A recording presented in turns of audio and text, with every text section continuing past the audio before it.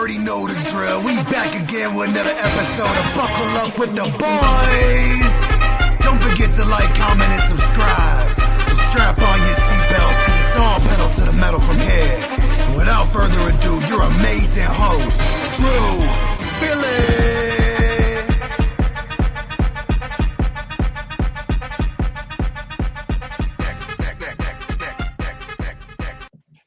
Welcome back to another episode of Buckle Up with the Boys, here with your host DB and host Trevor Dinsmore. Trevor, how are you doing tonight?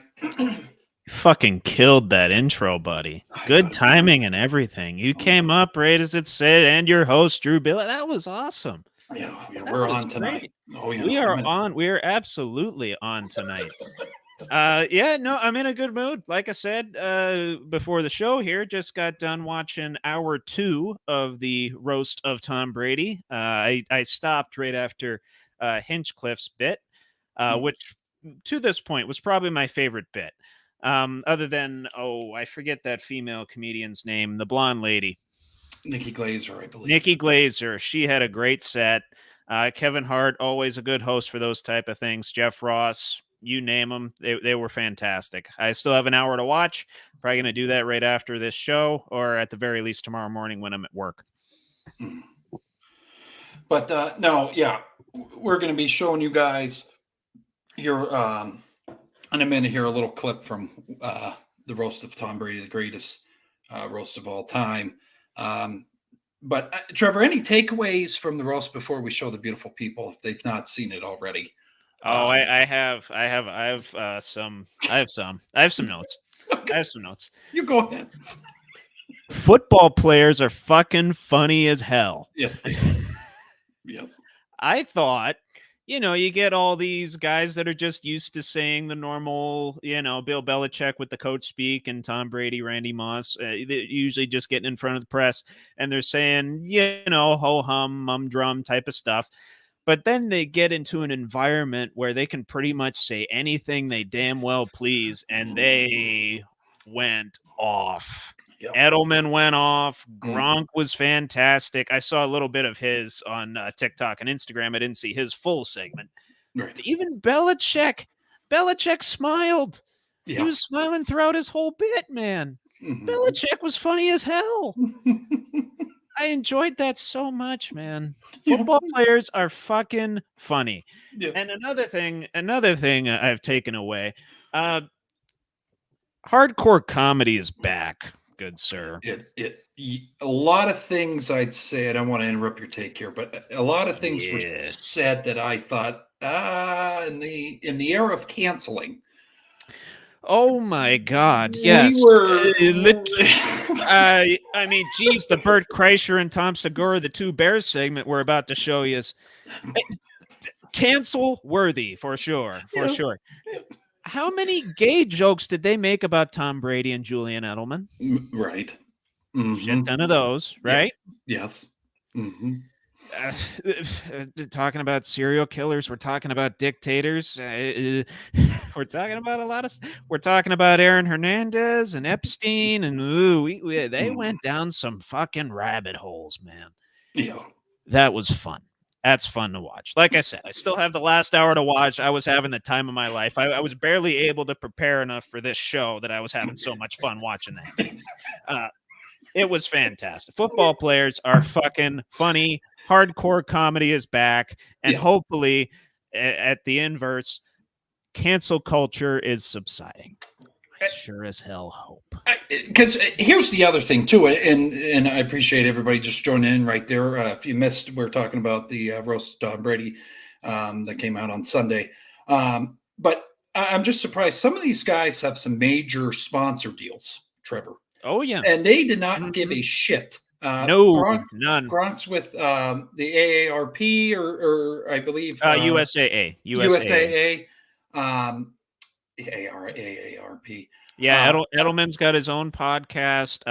Belichick's still looking for a job, by the way. Well, Tom Brady's got his own. He's got his own like nutrition line, and he's got Birmingham FC. These guys got a lot of shit going on.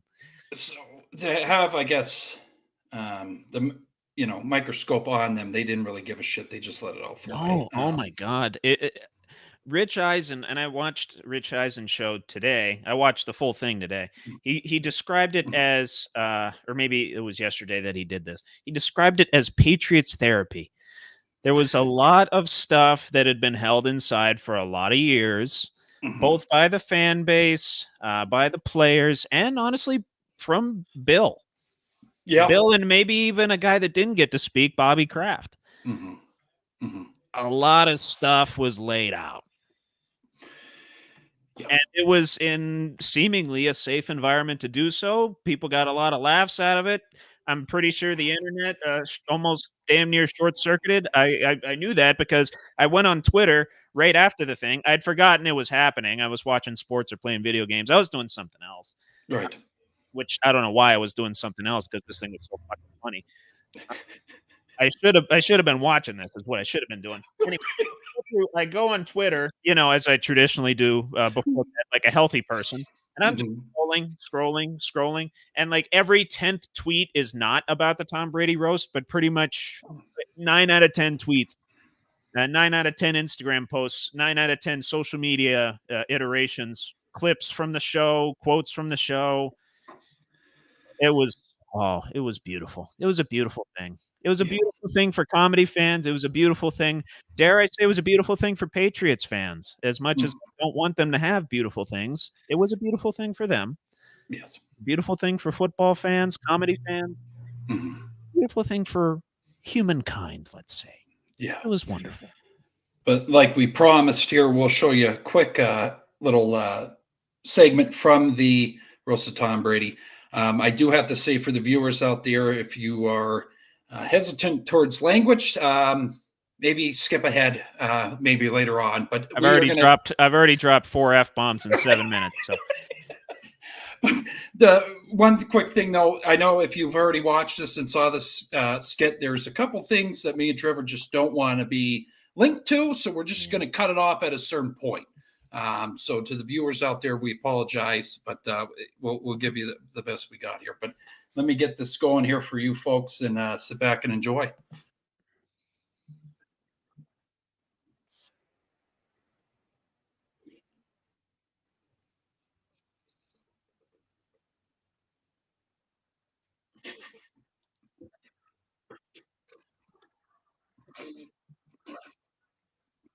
Turn it up, Drew. If you can.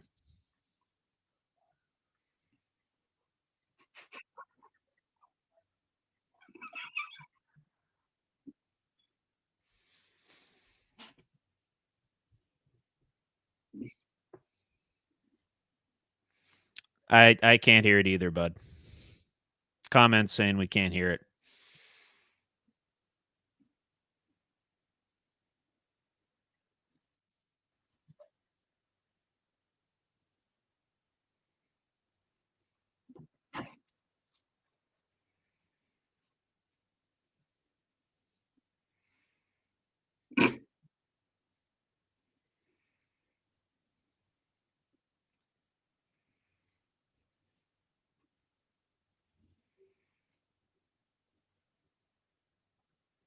Drew. Pause it. What's going on there? Viewers can't hear it, bud. Oh, they can't hear it? No. Oh, we've been staring at a screen with Segura and Kreischer for a minute now. I'm trying to get your attention over here, damn it. Oh, sorry. I don't know what's going on then, Trevor. Shoot. Taylor's saying it's your headphones. If I unplug, let's see here. Let's see if that works. Yeah, try that. We'll try this live. Why not? See if we can hear it now, huh?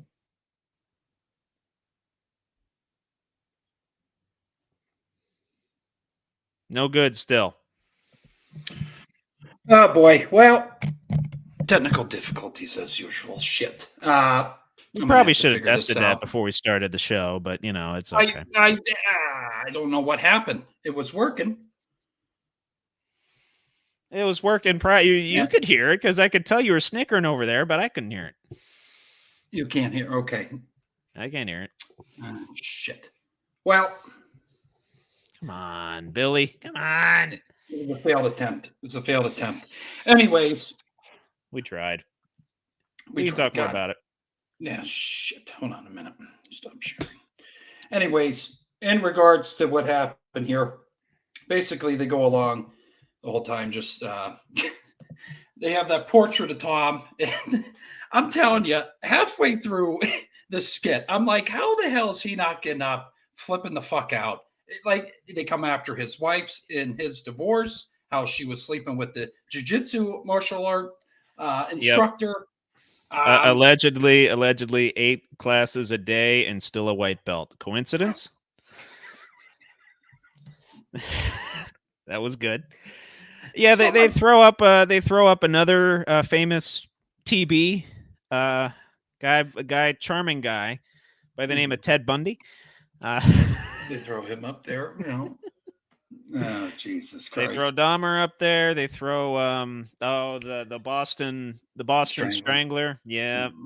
Yeah. The guy that had an island and supposedly killed himself. That guy, and then a famous dictator with a mustache. Yes. All comparing him, Tom Brady being him, to all of those individuals in his quality. It's a great segment. Maybe pop the link in the description for the people. Yes. That way they can go watch it with some actual sound instead of just watching Kreischer and Segura. They were talking. You could hear them. I could tell because you were laughing. But for the viewers, and I kind of had a viewing seat here, it was weird. Yeah, I don't understand what the hell happened. We'll go back and figure it out because it was work. All good. But anyways, yeah, if you haven't watched the Roast of Tom Brady yet, go watch it. You will laugh your ass off. I'm telling you right now, it was the best 3 hours and 30 minutes of my life. Sitting there. Oh, great. Yeah. But the other thing too, Drew Bledsoe was able to get some shots in there, and I kind of enjoyed that a little. Oh yeah, man. He long overdue, man. I starting from right out of the gate, right with Belichick saying, "Hey, the fans want you, we want you, the Patriots want you, but it's not your night. Tom, you're in. Drew, you're." And that set a perfect tone along with Kevin Hart introducing everybody. But no, Bledsoe had some choice words for everybody, and I'm gonna let the people go view that segment because it is quite entertaining. I have more notes from Bill's than I actually did Drew's, but long story short, he took shots at how it felt to be the number 1 pick in the draft, which he was in 1993. And that he'll experience something, actually has experienced, Drew Bledsoe and his wife celebrating 28 years of marriage, something that Tom Brady will never see. It was a good time. What takeaways do you have from Bill? Because I love Bill. Yeah, we Bill got was to see great. a different side of him as well. That I wasn't expecting. He was smiling. Yeah, he was smiling, and I will say too, the introduction with him coming out to the Imperial March, or what sounded like a derivation of it. Yeah, beautifully done, especially with. I believe this was done on Revenge of the 5th, May 5th, known as Cinco de Mayo to some people. I call it Revenge of the 5th, also known as the day after May the 4th be with you. So Belichick coming out to the Imperial March, perfect for his character. And perfect for the times as well. I thoroughly enjoyed that. I enjoyed it so much I changed my ringtone on my phone to the Imperial March. If you call my phone right now, it'll blast the Imperial March in our ears, or maybe it won't. I don't know. We're having sound issues over here, but anyway, Bill took some shots at a lot of Patriots. That was a good time. Took shots at Gronk. And his Fox NFL Sunday work saying, "Gronk, please don't do your job." I mean, that was great. making comments about rescuing a dog from the shelter and rescuing Randy Moss from the Raiders. Yeah.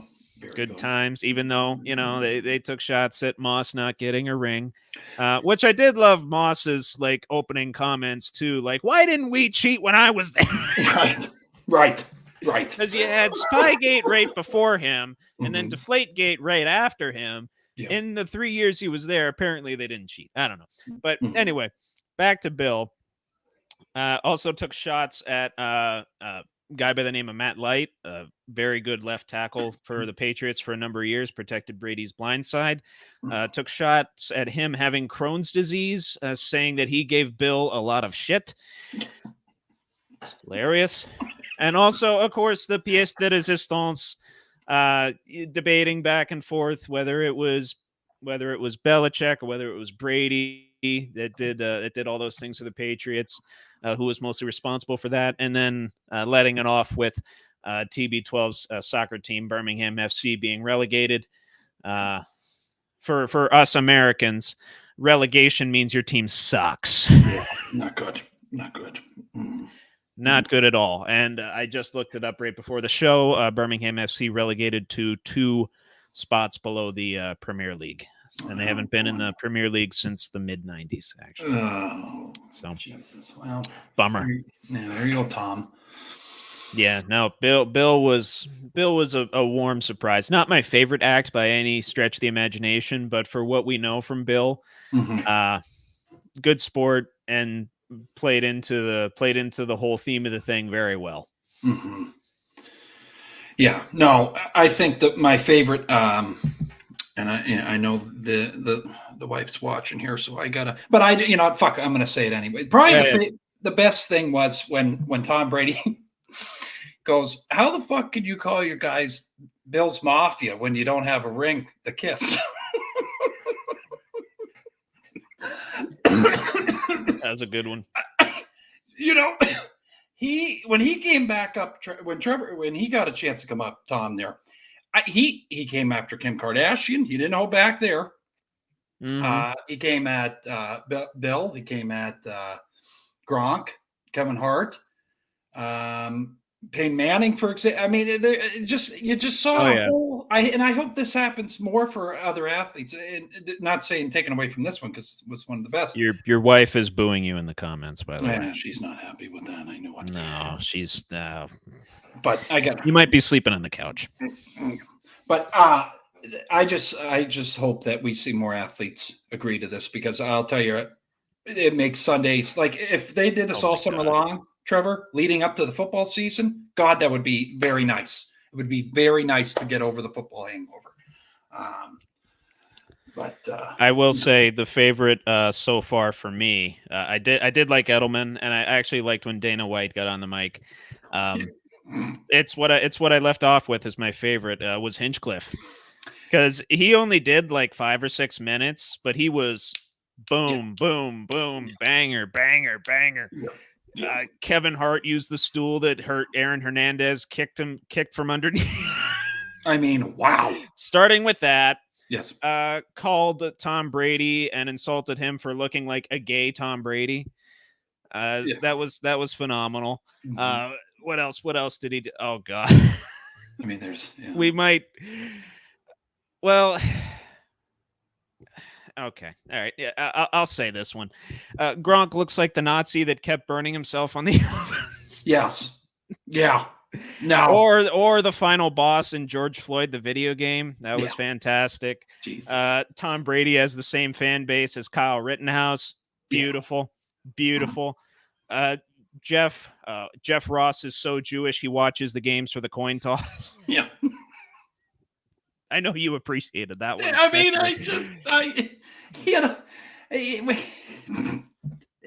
and this one honestly might be my favorite line. A little known comedian who's actually a lesbian black woman. Yep. So Hinchcliffe said she checks off a lot of boxes for Netflix in terms of diversity. Yeah.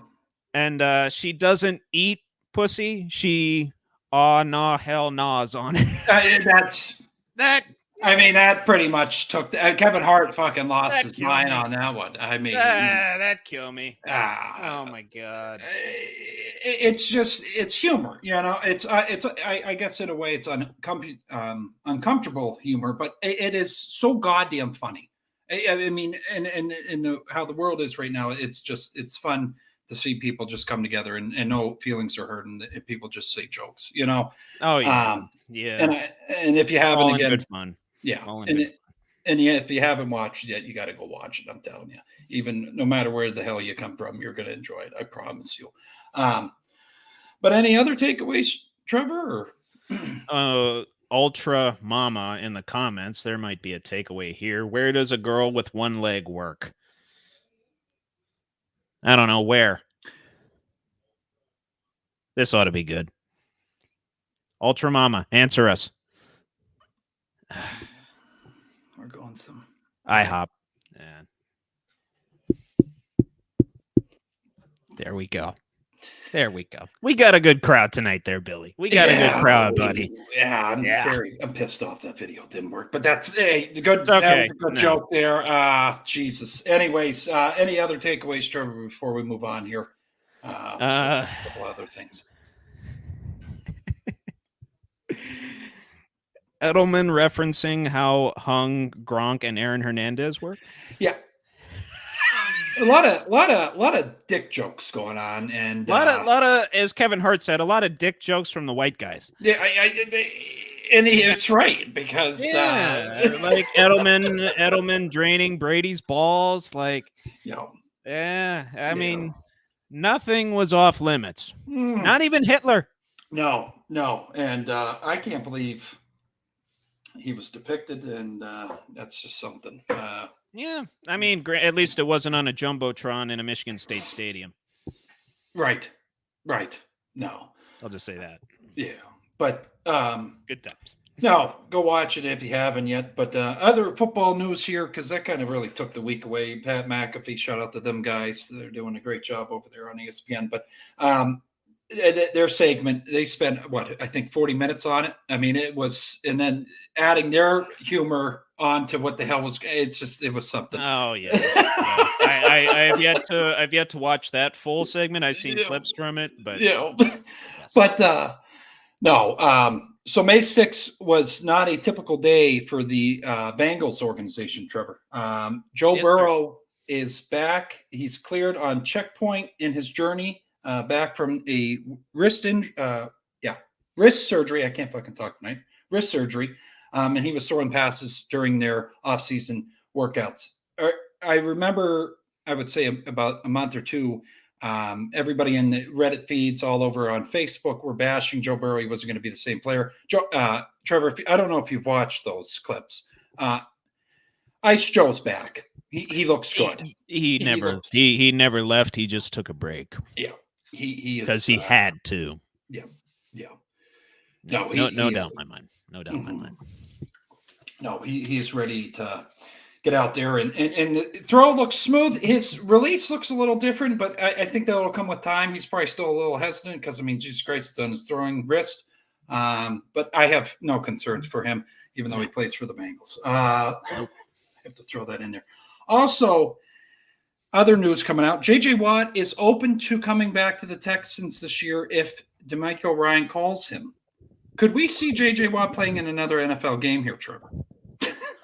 If we do, he'll be on limited snaps. That's for sure. Okay. He wants that ring. Well, I know he does. Who doesn't? Who doesn't? Hell, I want a ring. I don't even play. Right. And I've actually had the privilege of wearing 2 Super Bowl rings for a brief second. Magical, very magical. Shout out to Zach Diossi, 2-time Super Bowl champion with the Giants. Let me wear his rings. Very charitable guy. Yes. But yeah, J.J. Watt. Mm-hmm. J.J. Watt. Yeah, that's definitely a break glass in case of emergency sort of scenario. Okay. I don't know how deep the Texas defensive line is, but I don't know if it's going to warrant bringing a former 12-year veteran out of retirement who's doing just fine on CBS, by the way, making a nice little career for himself in the broadcasting and studio hosting world. So I guess the question I posed to you, Sure. he has that deal. He has a contract he with does. them. He had fucking what was it? An irregular heartbeat? Yeah, this like a last season? murmur or something. Yeah. Yeah. Just stay home. You're good. You're gonna make it to Hall of Fame. Right. Like he's so driven. I guess it's in the Watts' blood that they just No, can't it go is. get shit. It is. It's gonna be probably even weirder when TJ retires. If I'm being totally honest. Jesus Christ! Yeah. Not too soon. Not too soon, Trevor. Okay, Yeah, we don't need that. Okay. The power of Christ compels TJ Watt. And TJ Watt brings down hell on opposing quarterbacks. But no, it's in every football player's DNA. I mean, we see it with the low profile guys as much as the high profile guys. Obviously, the high profile guys like your Watts, hell, your Brett Favre's, your Tom Brady's, they say, maybe I'll come back, and then the media has an absolute conniption with it. Right. Partially because, again, sports shows need something to talk about. We do too.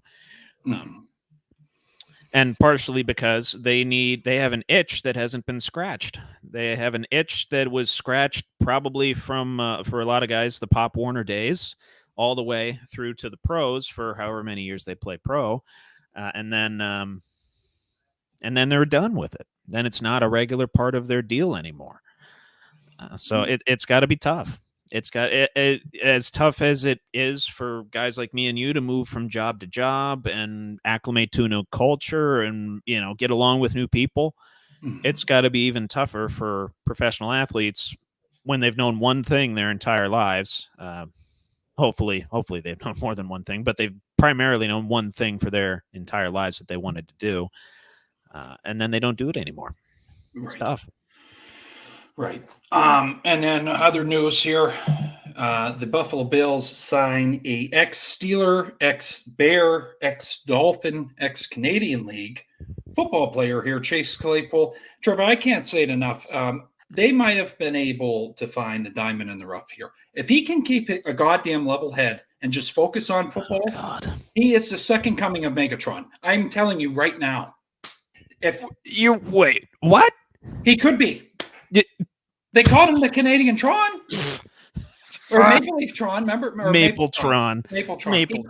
He could be. He has that talent. He does. Mapletron, who's sweeter than maple syrup and softer than a hollow tree. Well, yes. He's not doing jack. You don't think he's not? No, he's not. He's lost his love for the game. Okay. He doesn't love it anymore. He doesn't want it anymore. He didn't want to improve when he was in Pittsburgh. He didn't want to improve when he was in Chicago. He's probably not going to want to improve when he's in Buffalo. The Canadian League's going to be calling pretty damn quick. I can guarantee you that. I can't wait for him to have 3 catches for 13 yards all of next season. That's what I can't wait for. Right. Well, no, I could not be more diametrically opposed to you on this. No, It's not going to happen. You think he has potential, though. What makes you think he has potential? Obviously, the talent's there. Obviously, the body and, the intangibles. Well, not the tangible. The tangibles are there. But I would say... What else? What else? What else? What else does he have that I'm not seeing? I think he might be going through he almost lost it completely. And maybe this is redemption. Pretty damn cloose. So I'm just... God, but I think back to the play, Trevor, when we're going down the field, the clock's running down, and he's fucking against the Vikings. Yes, I remember talking shit, and it's like, what? The clock's running with 35 seconds left, and he's doing this.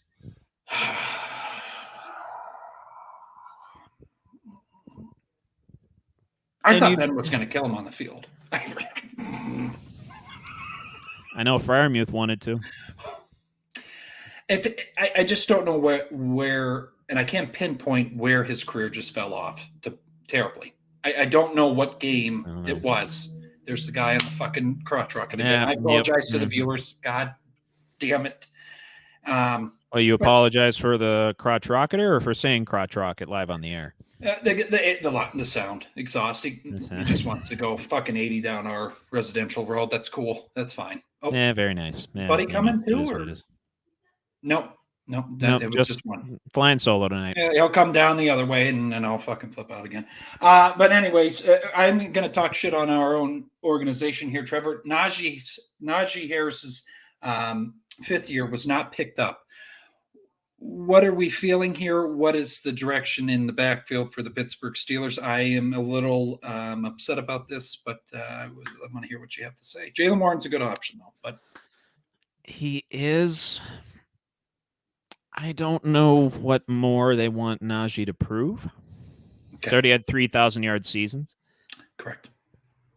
Even with Warren, taking over a bulk of the, not a bulk, but taking over a sizable portion of the workload last year and having great success doing so.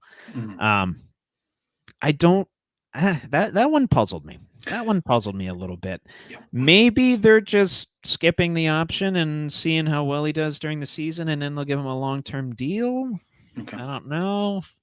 Because they're going to have to sign Pickens at some point, too. They're going to have to sign Freiermuth if they want to sign him. Mm-hmm. Going to have to pay these rookies, too, these linemen that are coming in. Mm-hmm. And we know all too well the running back success largely dependent on the line. Lev Bell, yeah. Right. We know that all too well. So maybe that's where the focus is shifting, is just beefing up the line instead of having a talented back with no real line to support him, even though Najee has proven to be pretty damn good. He can throw some guys over if he wants to.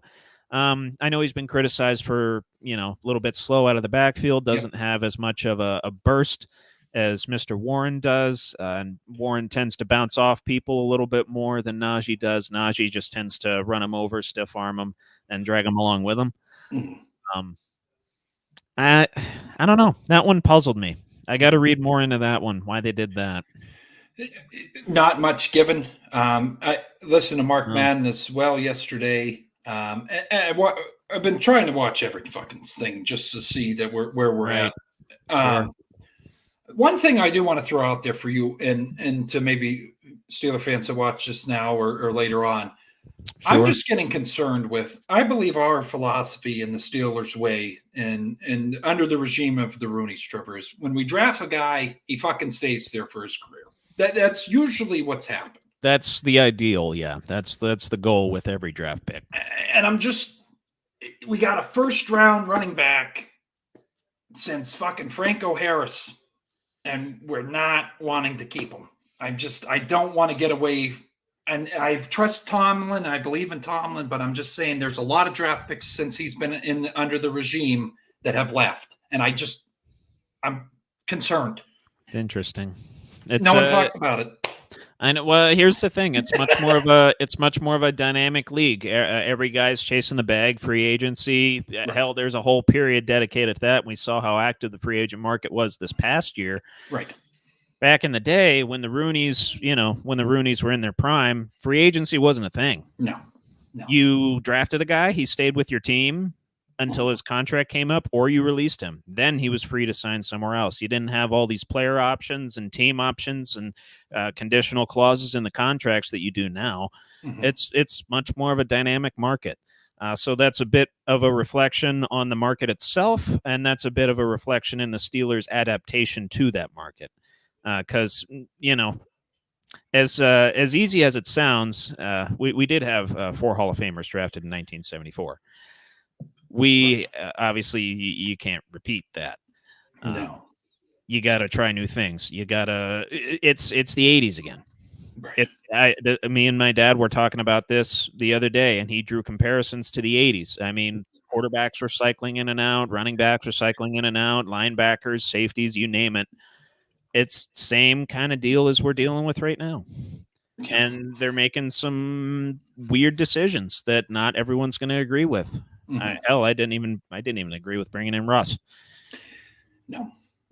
But they're making moves. They're trying to make things work. And whether that's a result of us just wanting to remain competitive or prolonging Tomlin's tenure here or Omar Khan just being a mad scientist, I think it's probably a combination of all 3 of those things. Hopefully much more of the first thing and the third thing, but right. I don't know. It's a changing world, and it's only going to get crazier. Guys are constantly chasing the bag. Caps are going up. Yeah, cap went up by a record amount this year, by the way. Yeah. So, yeah. No, I just I see a line, and I just want all the linemen we drafted. I want them to stay. I just want some goddamn consistency on the old line. I understand that. Please. I understand that, dude. How do you think I feel as a Sixers fan when we can't get a roster together? And then you've probably seen what's Daryl Morey said recently in the media. Said we're going to blow things up other than Embiid, Maxey, and one other player whom I can't remember at the moment, maybe Healed or something. Okay. But other than that, everyone's on the table, and I'm like, we're doing this again? Yeah. Like, I mean, I know NBA is a little bit more fast-paced, faster changing than the NFL, but the dynamics the same, speed is different. Still there. Yeah. Yeah. No, I just want some consistency. That's all. And I don't hope blame you. I hope Najee fucking breaks off a big year, and because I'd love to see, let's think back, Franco and Rocky. I know Rocky Blyer went off and served our country, but it's nice to have a 1-2 punch back there. You know what I mean? Willie Parker, Jerome Bettis. Amen to that. So get the fucking deal done. All right, come on, Con. You can do it. I know you can do well, it. He's got to prove he's valuable to the organization, though. Najee does, and he's got to do it for a 4th consecutive year. Yes. Why we don't pick up his option and save a little bit of cap space, I don't know. Maybe that's, I don't know what both sides came to. I don't. Of course, we don't know what happens behind closed doors, but like you said, there's not a whole lot out there. So a lot of what people are saying, including your Mark Maddens of the world, and what your Trevor Dinsmores of the world are saying, it's speculation. Right. We don't know. Right. We don't know. Right. No. But yeah, that's all I had. I just had a new thing I'm going to throw in at the after you, Trevor. I know sure. Trevor has what's more likely, and we have another one you added too. Oh yeah, the unpopular opinion. Unpopular opinion, and then I'm going to throw in debate time. Who was better after all your segments? Sure. Here. Yes, sir. But let me go here. Okay, we're good. Yep. Good to go. Cool. So sticking with NFL for a second here and going to some, I guess, a down point in the show, some unfortunate news with Rashee Rice. Allegedly involved in a Dallas nightclub assault earlier this week. Oh, my God. Yeah.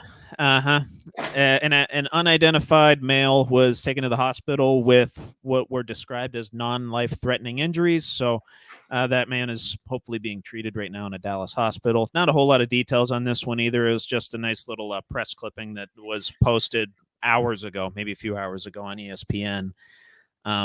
And the Chiefs, they did not comment on the situation as of when I looked this up. And bear in mind, this is Rice's second infraction this offseason after driving 119 miles an hour, at what resulted in a 7-car crash that injured 7 people on a Dallas freeway. Fucking idiot. Yeah. So another case of a guy potentially being an idiot. But it's okay because they have Xavier Worthy now. So. Trevor, you just won the goddamn Super Bowl, dude. I know. Get him out of Dallas. He should have just got out of the area after that fucking car accident. Just go to Alaska. Just go rent a cabin. Just stay the fuck away from people for a little bit. Oh my God. I hear there's a little bit more snow than there is in Dallas. Go train. Pull a Rocky for Rocky 4. Go fucking cut down some trees or something. You want him to go to Siberia and train in the mountains and cut wood and run up mountains and scream Drago. Well, you put people's life at risk on a goddamn highway. Now you're going to a nightclub and you can't control your goddamn. You know what? He seems like the kind of guy that orders like 10 to 12 green tea shots. Whatever. Go buy Rashid. Yeah, green tea shots are good shit, buddy. They are. Them and lemon drops. Those always get me. It controls alcohol intake, I guess. No, I know. Anyways, bit of a decent signing here too, involving a former Bengal. So current and former Bengals actually in NFL news this week. Tyler Boyd signed a 1-year deal, $4.5 million, up to $4.5 million with the Tennessee Titans. And he joins the wide receiver room of Calvin Ridley, DeAndre Hopkins, and Treylon Burks. So Titans building up a little bit of a receiving core for their young quarterback, Will Levis. That, and they have Tajay Spears in the backfield. So that AFC South gets even more complex. Yeah. And Boyd, for his part, had 67 catches and 667 yards last year, and also was largely responsible for the Bengals coming to prominence, led the Bengals in receiving yards from 2018 to 2020. I wanted him for the Steelers, but that's fine. I did too. I did too. But it is what it is. Yeah, it's unfortunate. Another one off the board. Yeah, that's fine. It's fine. But yeah, something that we've been talking about a little bit more often lately, WNBA. Oh, hell yeah. Yeah, their season is about to get underway. I believe they're still leafing through the preseason. And I know somebody major was just injured, unfortunately. I forget who it was. I'll have to follow up on that and maybe report on that next week. But somebody prominent from some team was hurt for like a decent period of time, if not the full year. I have to look that up. Maybe I'll look it up as you're doing some of your stuff, and I'll verify that as we go out throughout the show. Yes. But anyway, some good news coming out of the WNBA. Commissioner Kathy Engelbert announced that there will now be full-time charter flights for WNBA players. Before, it had only been for playoffs and for back-to-back games. Now, due to the likes of Caitlin Clark and Cameron Brink and all those ladies getting into the WNBA, these prominent figures, these very influential, literally people are comparing in terms of the amount of influence Caitlin Clark to, your Jordans and LeBrons of the world. Yes. In terms of the amount of influence that they're having on their sport, here you go. Here's step one, full-time charter flights for all WNBA teams, which is estimated it's going to cost about $50 million over the next 2 years total for the WNBA. I believe that's what the agreement lasts through at the moment, likely going to be extended with that. But yeah, WNBA getting much more attention than ever before. I mean, hell, even women's basketball in the college ranks, that national championship game with Caitlin Clark and, facing off against South Carolina, 19 million viewers. It's a good bet. They're not going to have a problem paying that bill for the fucking private jets. You got Angel Reese now, Caitlin Clark. Once they play each other, that better be fucking nationally televised. I agree. People are going to want it. They're going to want it. So I agree. Absolutely. Yeah. And weird thing was, while ESPN under Disney, they're the woke ones, right? I found this on the front page of Fox Sports. Not on ESPN. Wow. So while we're in a roasting mood, ESPN, do better. Yeah. Wow. Okay. Well, let's see where they stand.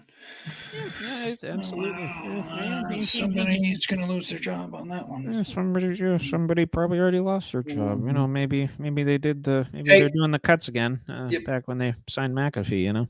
Yep. Gary. Yep.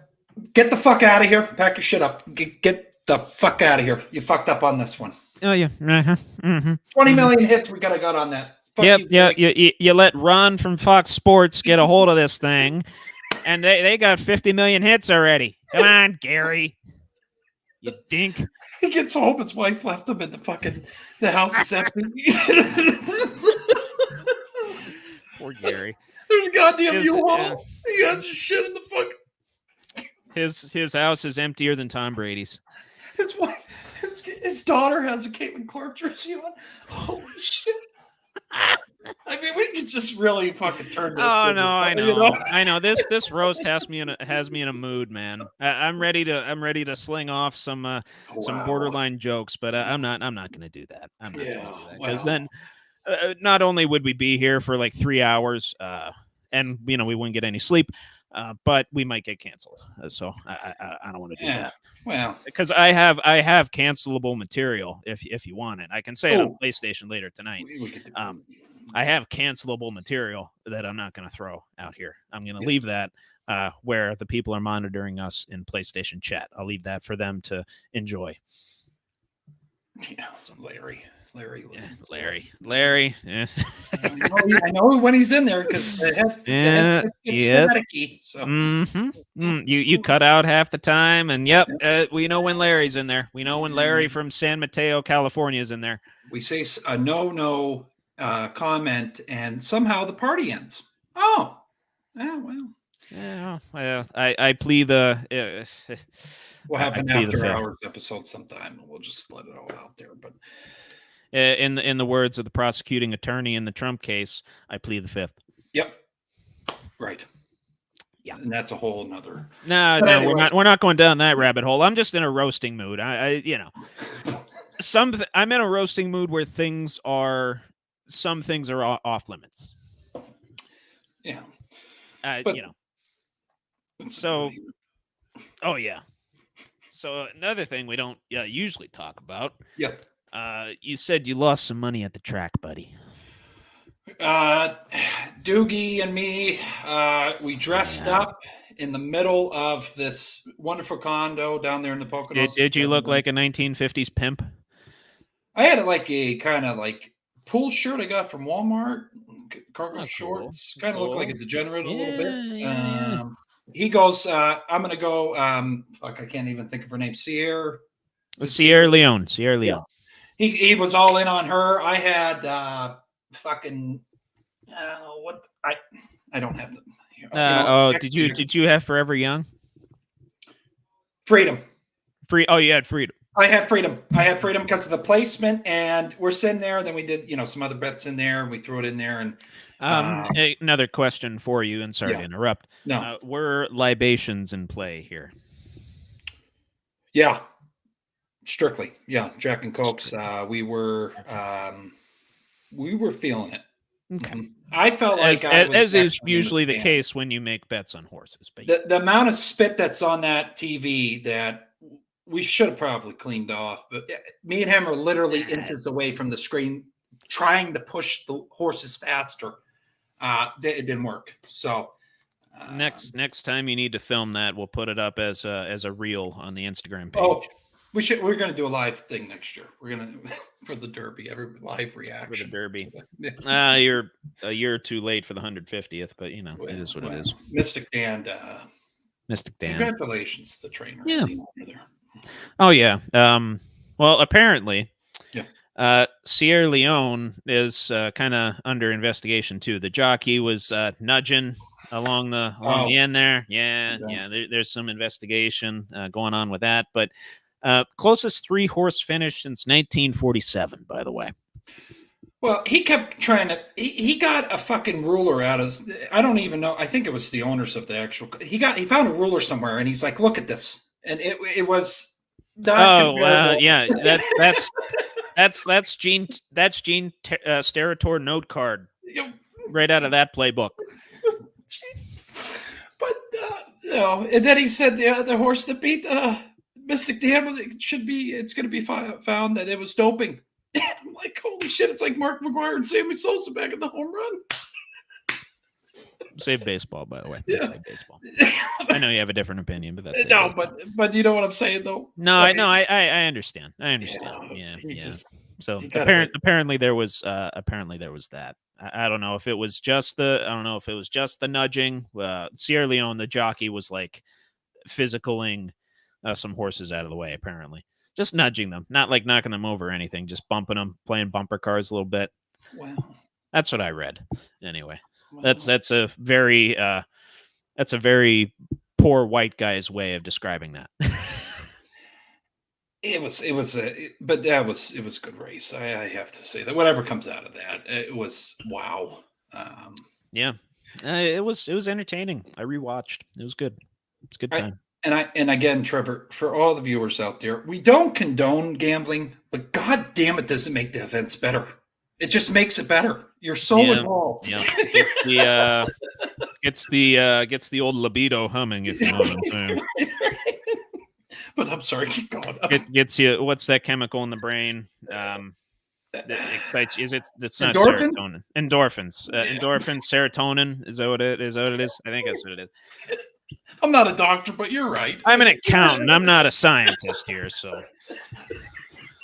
I'm a scientist and a sports analyst. That's what I am. Jesus Christ. Yeah. Anyway, Yeah. NASCAR was pretty fucking close too. Did you see that? No, not. I No. gotta get into that a little more. But yeah. Honestly, me too, because there's some controversy going on. Well, not controversy. There's some controversy that's going to be had with that. But Kyle Larson won by the slimmest margin in NASCAR history. Okay. 0.001 Wow. seconds. Oh boy. Very exciting stuff. Very exciting stuff. And now there's some stuff coming out about how the lines were painted and how it's like a game of inches now. And I love to see this. I love to see, especially, a historic Kentucky Derby. And then you have this, the closest finish 3-horse race since 1947. And then you have the closest NASCAR finish ever. Wow. Entertaining weekend all around for sports. Yeah. And we'll see what comes out of the of NASCAR investigating into that whole matter. But I did want to outline a little bit of stuff that's going on in NASCAR, because that Cardinals fan that I mentioned during the draft, Kyle Burns, big NASCAR guy, big NASCAR guy, and he basically sent me the Book of John on what's going on with NASCAR. I hope to God I saved it. I did. I'm just going to try and kind of synopsize this for you. So long story short, they made charters, I guess, gave one to each of the 36 best performing full-time teams, guaranteed cuts of the prize money. But the condition with owning a charter, you must show up and compete in all 38 events on the calendar, and you have to be legitimately performing, not throwing races or, shit like that. Right. NASCAR can repossess charters, so you can't just, like start and park. And, ownership now. And to preface this is a result of the 2010s when there was no charters and, racers and sponsors and all that were just losing their ass. So they made this charter system. And now that is kind of coming to terms. I believe that was, let's see. Oh, yeah, it was a trial period that he said lasted 8 to 10 years. NASCAR signing a $1.1 billion TV deal. And a recent charter sale, an unnamed charter sale, sold for about $40 million. So it's worth something, basically. NASCAR is actually worth something. Oh, yeah. People getting very excited about it. And now, there's jockeying back and forth between the sponsors, the owners of the charters, and NASCAR. Basically, owners want more money, more share of the prize money, and NASCAR just kind of wants to keep things where they are. Well, that's, again, a poor man's way of describing it. I've not read into this at all, but honestly, it's going to give me something to read into for these next few months with my teams out of NHL, NBA playoffs.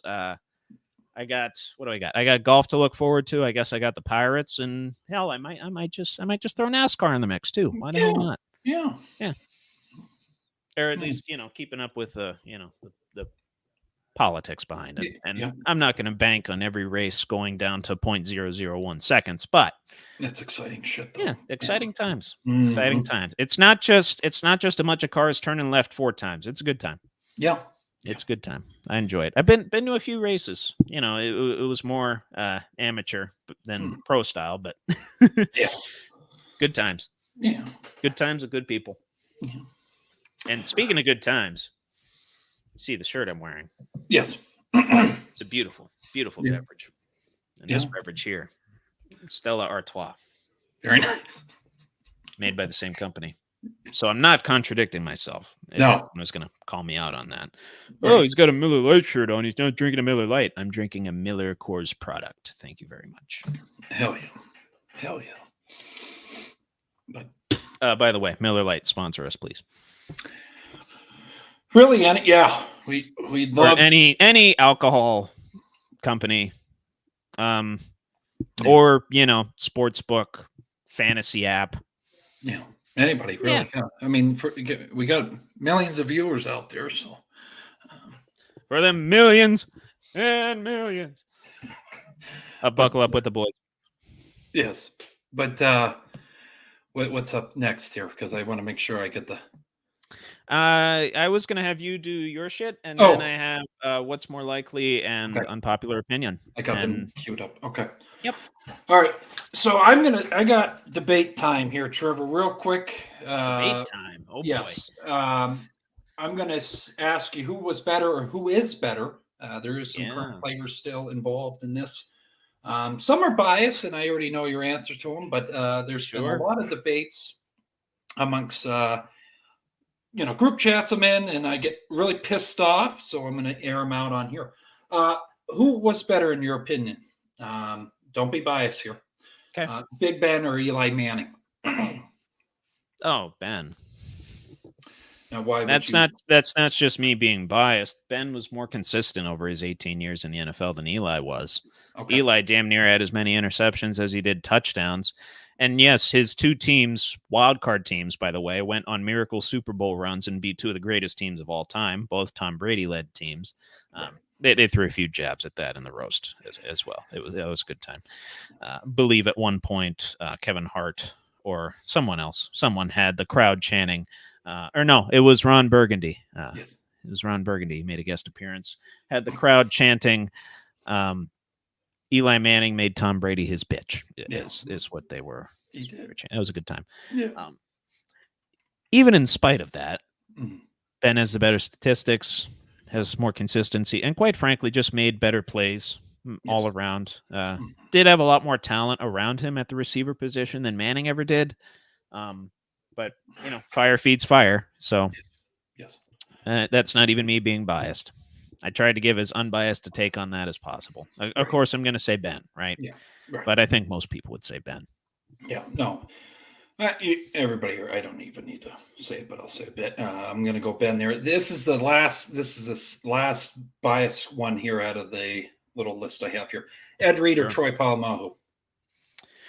Ooh, both special in their own ways. Correct. Ed Reed, much more of a hard-hitting, ball-hawking type. Polamalu just had a sixth sense about the game and was just an absolute whirling dervish. I don't even know what a whirling dervish is. I've never gotten a complete, like, Webster's-style definition on that, but he was one. Very exciting to watch. 1 second, he'd be off your screen. The next second, he'd be tackling the ball carrier, and he'd cover like 10 yards of ground in what felt like half a second. It was absolutely stupid. Jumping over the line to get Kerry Collins, the interception against Kenny Britt, the interception against San Diego, that one-handed one where he just scooped it up off the turf. Yeah. Him lining up in the C gap against McAfee. Sorry, Pat. He still won't let that go. But. No, he won't. He will never let that go. They've hashed it out. They've come to terms with each other on it. But Pat was probably going to take that to the grave. Yeah. In his hometown, and he has a chance, and it didn't happen. But no. Ed Reed tortured us for a number of years too. That's in kick, in punt returning and such. Yes. Oh yes, yeah. A little bit more versatile than Polamalu. Yeah. I know a lot of people say this is honestly there's no debate. There's no debate about who's 1 and 2. It's clear. Ed Reed, Troy Polamalu, 1 and 2. Yeah. There is a debate about who is actually number 1 and who is actually number 2. It's very tough. It's very tough to handicap it. Yeah. If I were building a team, I'm going to approach it this way. If I were building a team and I needed a leader on the defense that can absolutely just ball out, I'm probably picking Polamalu. It's tight. It is tight. It's not, and I know this is an overused phrase too, but this is your classic 1A, 1B scenario. Yeah. It's not a 1 and 2 definitively. Like GOAT of quarterbacks. That's pretty definitive 1, and then there's everyone else. This position, safety, Ed being free safety, Troy being strong safety for the most part. Yeah. It's tough. It's tough. But if I'm building a team with my philosophy, I'm a GM in the franchise, and I can have an all-time roster. And first pick, let's just say first pick, you're locked into taking a safety. I'm taking Troy. I agree with you. I just feel, Trevor, if he's on the goddamn field, he has God in his ear, because like Taylor said, He that does. God talked to him. He just, when he was on the field 100%, man, you didn't know what the fuck was going to happen. I mean, there was highlights all the time. So I have to go with Troy. No disrespect to Ed Reed, even though he's Raven, and his respect. Oh, no, he deserves his respect as well. Fantastic safety. Tortured us for a number of years. Yes. Going away from the Steelers, we will kind of go back to him a little bit here, Trevor. That's fine. But who was better, Peyton Manning or Drew Brees?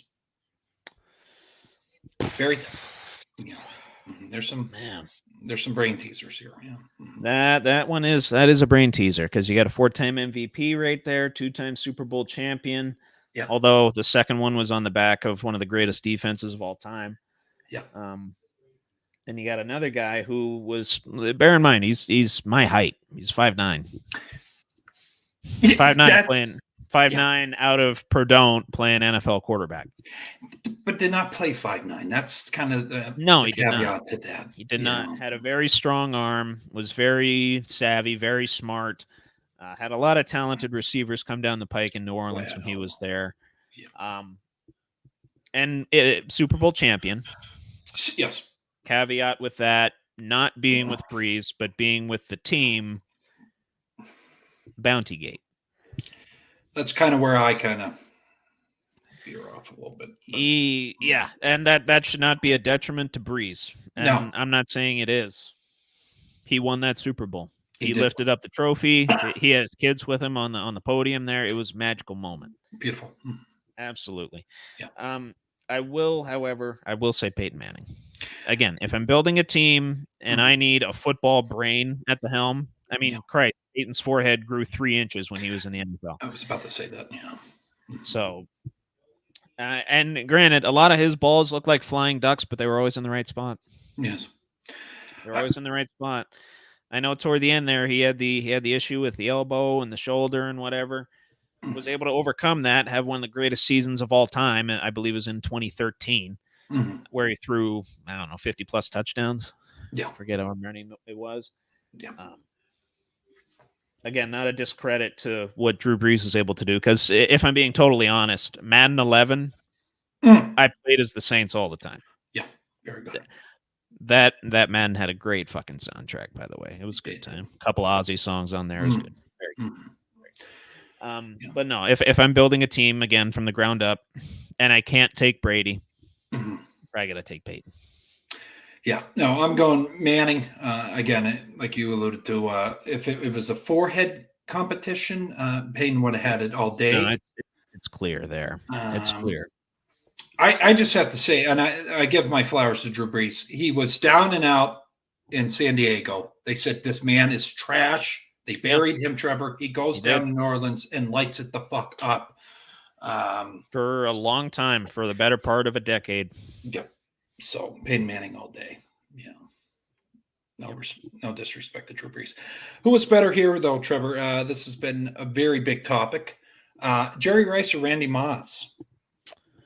Better in what sense? Yeah. Are you leaving that up to the mind of the beholder here? If you're going to build a team, we're sticking with that. Okay. Yeah. If I'm building a team from the ground up, this might surprise you. Okay. I want Randy Moss. I was going to agree with you. Because you can throw it in his direction, any general direction. He's probably going to catch it. He's going to go up and catch it. He can work in the open field. Very elusive. Jerry Rice, he is the GOAT receiver. Don't get me wrong. He is. Yeah. The stats are just unparalleled. His longevity, how good he was for how long he was. Absolutely fantastic. Yeah. In terms of pure talent and a receiver that I want my quarterback throwing to, can't go wrong with either of these guys. No. I'm gonna take Randy though, because even Randy did have a down period. I will admit that with the Raiders, partly because of the team that the Raiders were at the time. Not fun. Raiders of the mid 2000s. Just look away. Just look away. It's not fun. Yeah. But more talented, I'm going to build a team around Randy Moss. I always go back to would Jerry Rice be who he is without Joe Montana? Yeah. The next guy that's actually right after these guys, would he be as good as he was without Ben Roethlisberger? I think that you got to add that in. Yeah. Randy Moss, though, pure talent, Trevor. Yeah, had the likes of Randall Cunningham, Dante Culpepper throwing to him. I forget quarterbacks of the mid 2000s for the Raiders. Maybe Gradkowski. I don't know. No, Gradkowski and him never crossed over. I don't know what I'm saying there. But then, of course, he had the GOAT thrown to him for a few years.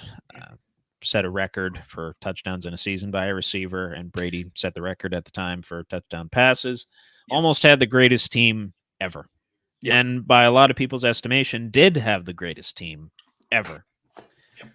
But that greatest team ever did not win a Super Bowl. Right. Because, as Randy Moss said in the roast, they didn't cheat while he was there. So, I forgot to bring. But yeah, if you're going off of Super Bowls, though, I guess, yeah. No, I understand. Jerry was a bricklayer at like 13 years old. Yeah, and probably even younger than that, actually. Yeah. So he had hands. Rarely did he drop a ball. Yeah, right. Absolutely nuts. Absolutely nuts. I mean, what you said about, is he as good without Joe Montana?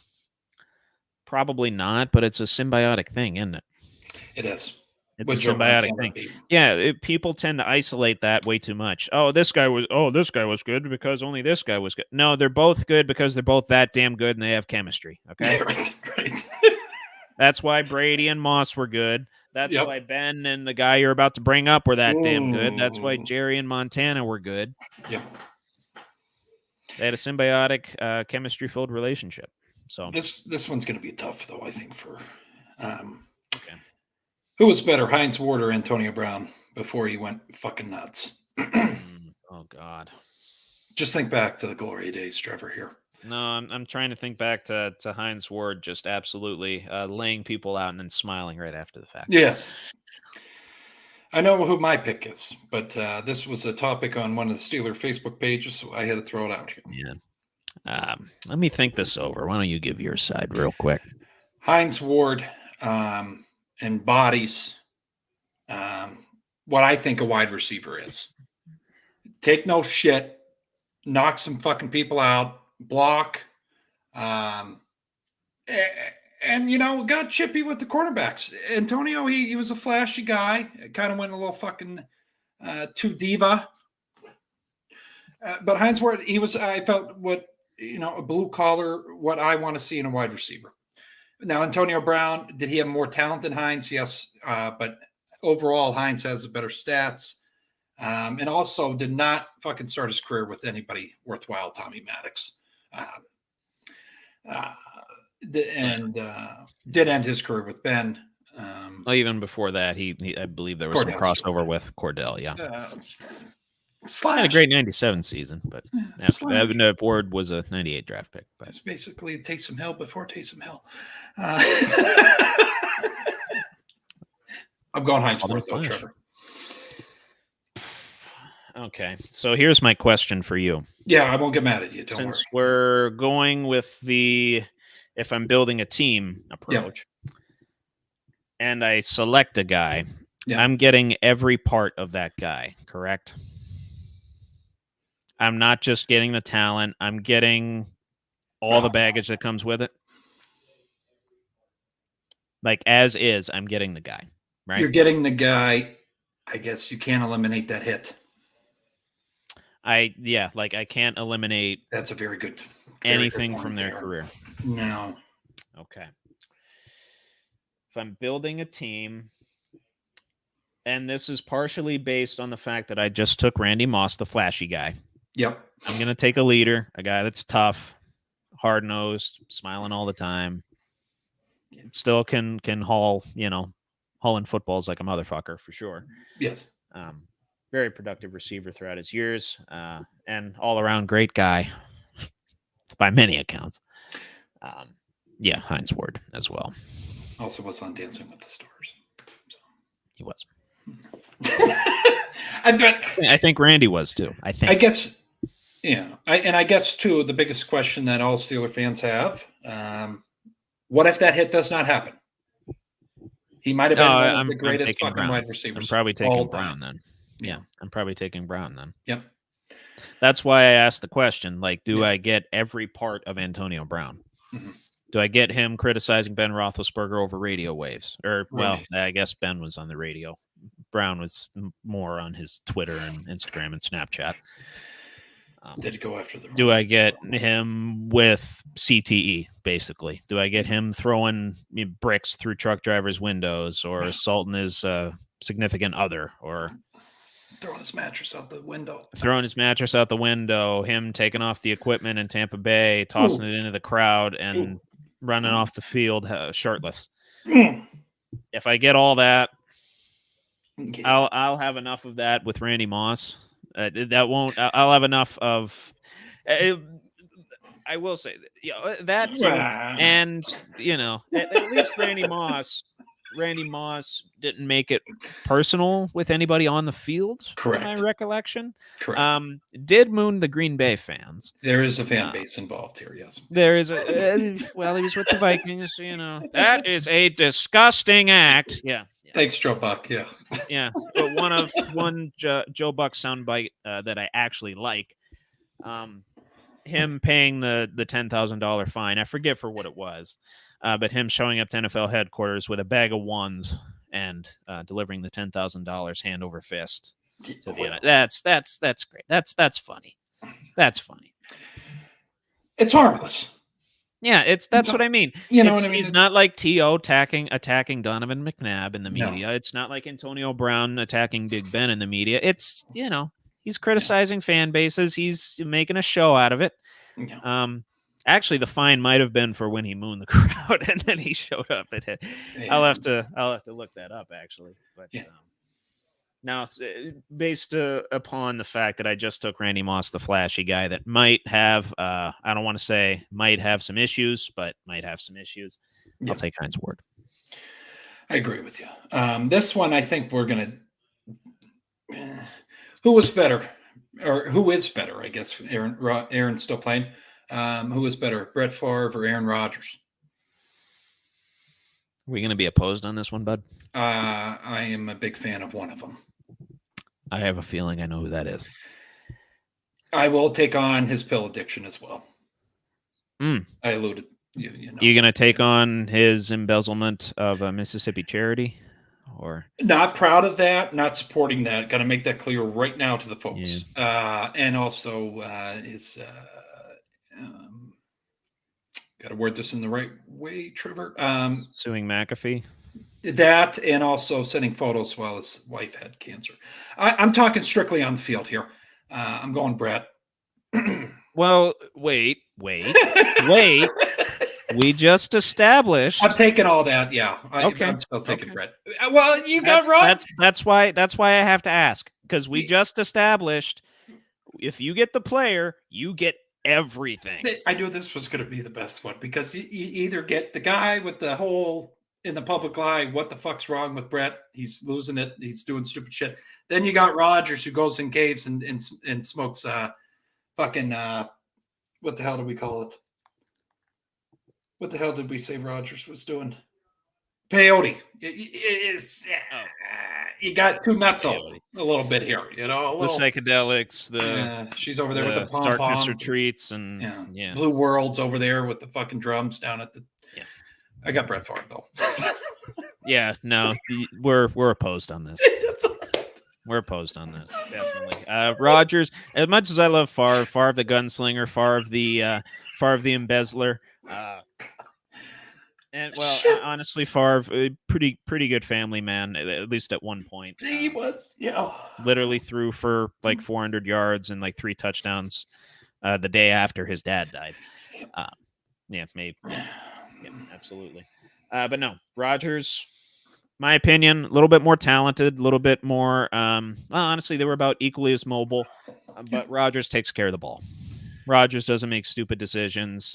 While Rodgers is a gunslinger, major arm. Yeah, we've seen the Hail Marys. We've seen him just effortlessly fit footballs into places footballs really shouldn't fit into for a quarterback.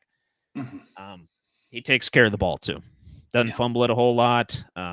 And plus, I will give this a little bit of a leg up for Aaron Rodgers over Favre. Much more of a cerebral assassin than Favre was.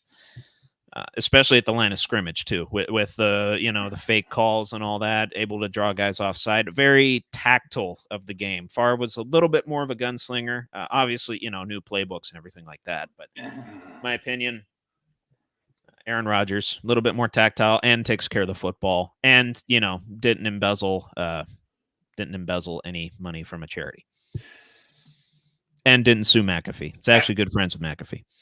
You got to make it. I'm not supporting. I know I keep bringing it up, but like I said, I'm throwing the stipulation right back in your face right now. That's what I'm doing. What I have to appreciate though, and if viewers out there, I don't know if Trevor has watched it, Football Life on Brett. Yeah, made it all the way to the NFL. Did not know how to read defenses. Manziel did the same thing. Just that kind of shocked the shit out of me. And then the whole thing with getting drafted by Atlanta, and then he ends up, which a lot of people don't know that. Glanville was, by a lot of accounts, big enemy of Chuck Noll, by the way. When Glanville was with the Oilers in the 80s, yeah. He's a prick.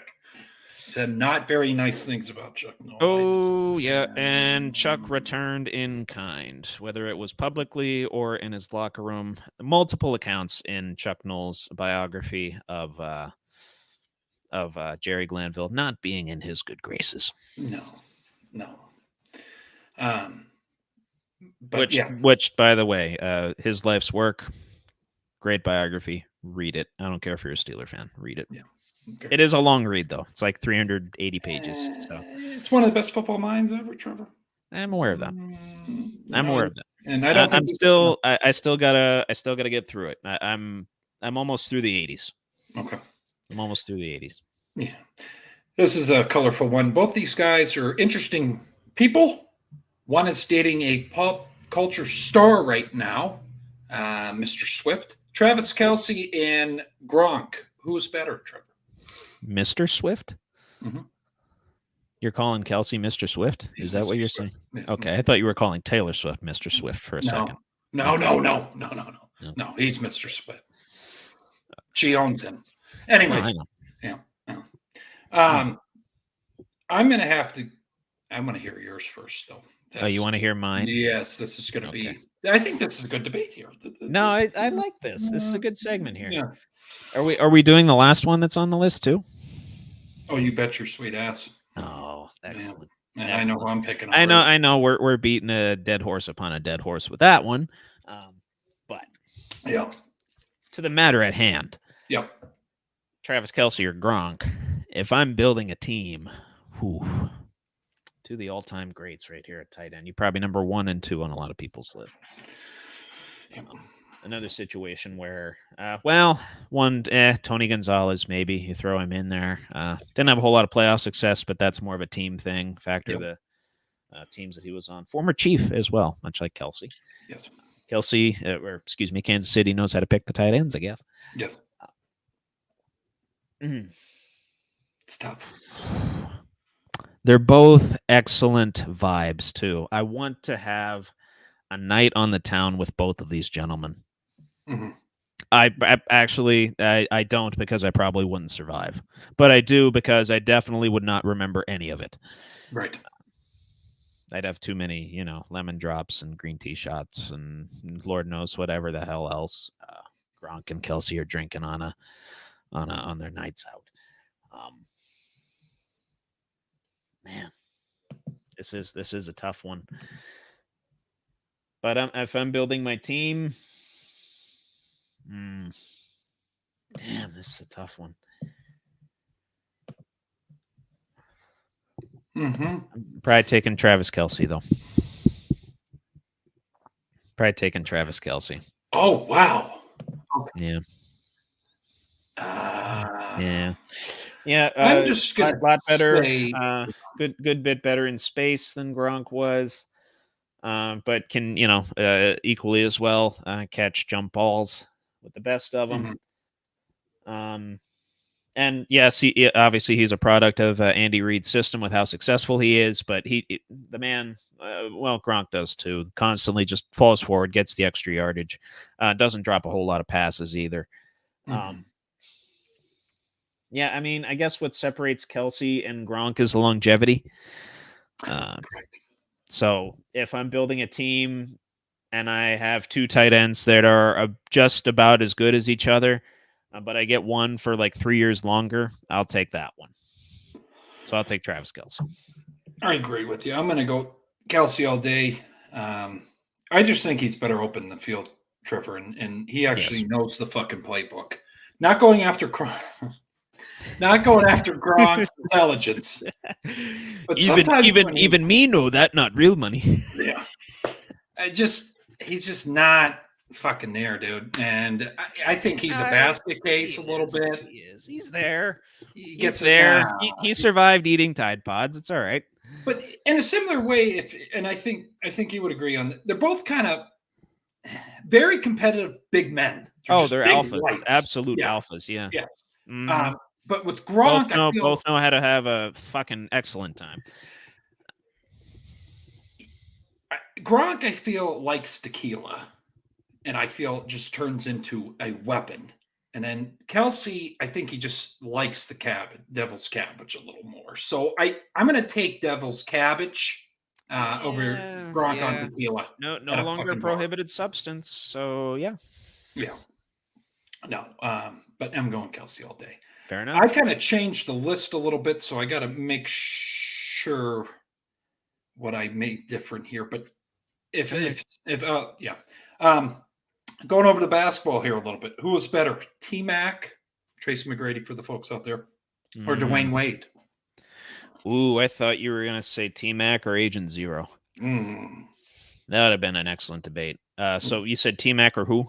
Excuse me. Tracy McGrady or Dwayne Wade. I know this is tough here. Dwayne Wade has the championships, but Tracy. He has the pedigree. He has the leadership capabilities. McGrady has the clutch factor, has the explosiveness, while still maintaining the versatility to play the 2 or the 3.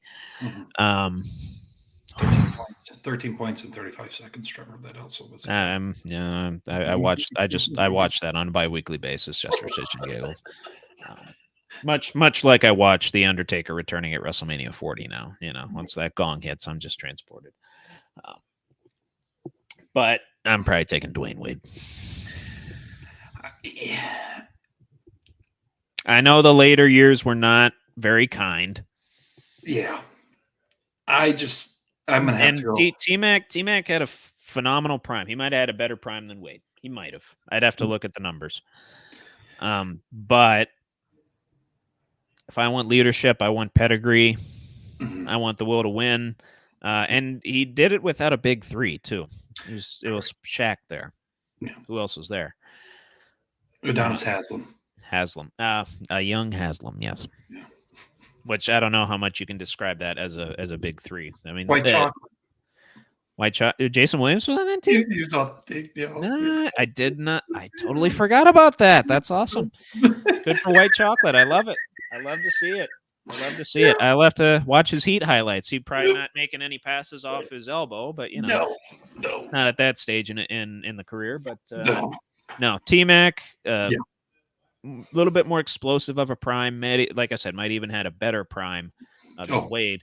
But on the surface, I want Dwayne's leadership. I want his. He also had the clutch factor. And he was just consistent for a long time. Yeah. Next one, Dirk or Duncan? Wait, who did you say? Oh, Dwayne Wade all day. I loved Kobe, but Dwayne Wade, man. No, I got you. Okay. I still have his number 3 jersey at home. God damn it, was he good? Oh yeah, fantastic. But next one here, who was better, Dirk Nowitzki or Tim Duncan? I want to hear yours.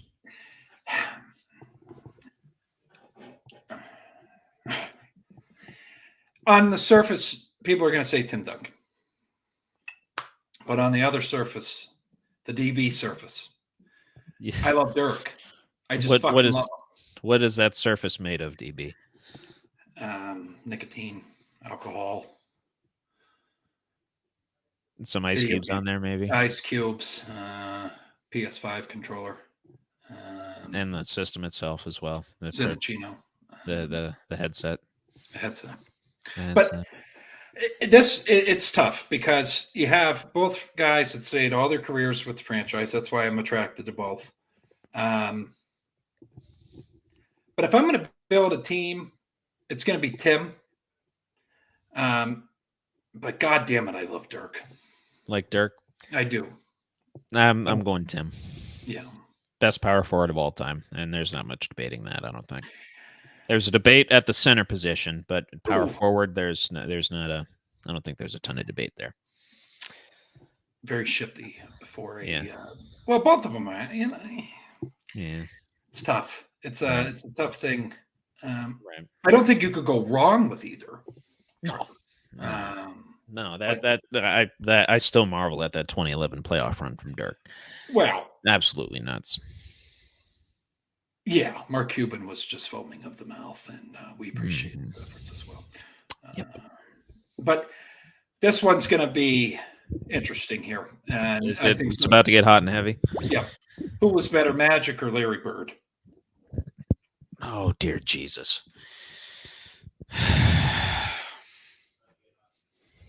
Glad I didn't hit my keyboard with that. For reference, I have my bed's right over here. Oh, To the people's left, my right. okay. My keyboard's sitting there. I just launched my mic stand. Partially because I was exasperated at the question. Yeah. Magic or Bird? Oh dear Jesus. I know who you're gonna say. You might be surprised, but I'm going to pick Magic. But there's No, that's there's a who I caveat. thought you. That's who I thought you were gonna say. Yeah, there's a So- caveat though. There's Okay, Yeah. it's not the AIDS, is it? No, I think Larry. He just there's a killer instinct that Yes. we saw before Jordan. Magic, I'm picking again. We're going off of if I was building a team. He can Sure. move the ball. Larry, I don't think was as quick as Magic. You could probably not stick a piece of paper under Larry when he dunked the fucking ball, but it got in there. He did have a long wingspan. He Yeah. and he also loved Levi Garrett. Sometimes played in games with it in, so that's also a little fucking piece of that, Trevor, that I am attracted to. A little country boy action there. Sure. But I'm going Magic. But Larry, these two guys, if you're not familiar with NBA, saved fucking basketball. Just want to put that out there. So They did. yep. They did. Yeah. And I was gonna mention that as well. They say basketball in the 80s for sure, along with Slippery Stern sending Ewing to the Knicks, big market, number one draft pick. Yeah. Mhm.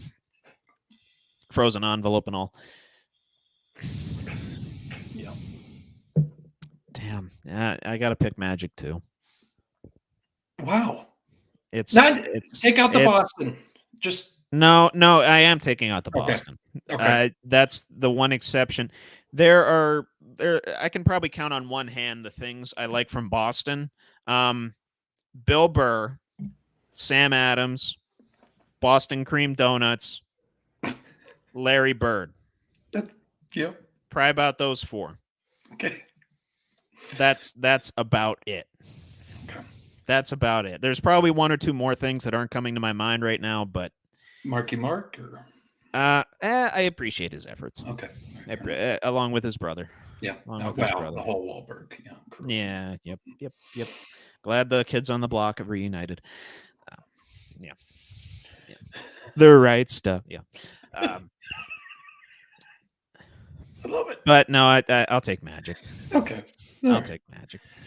And then we got the Crybaby,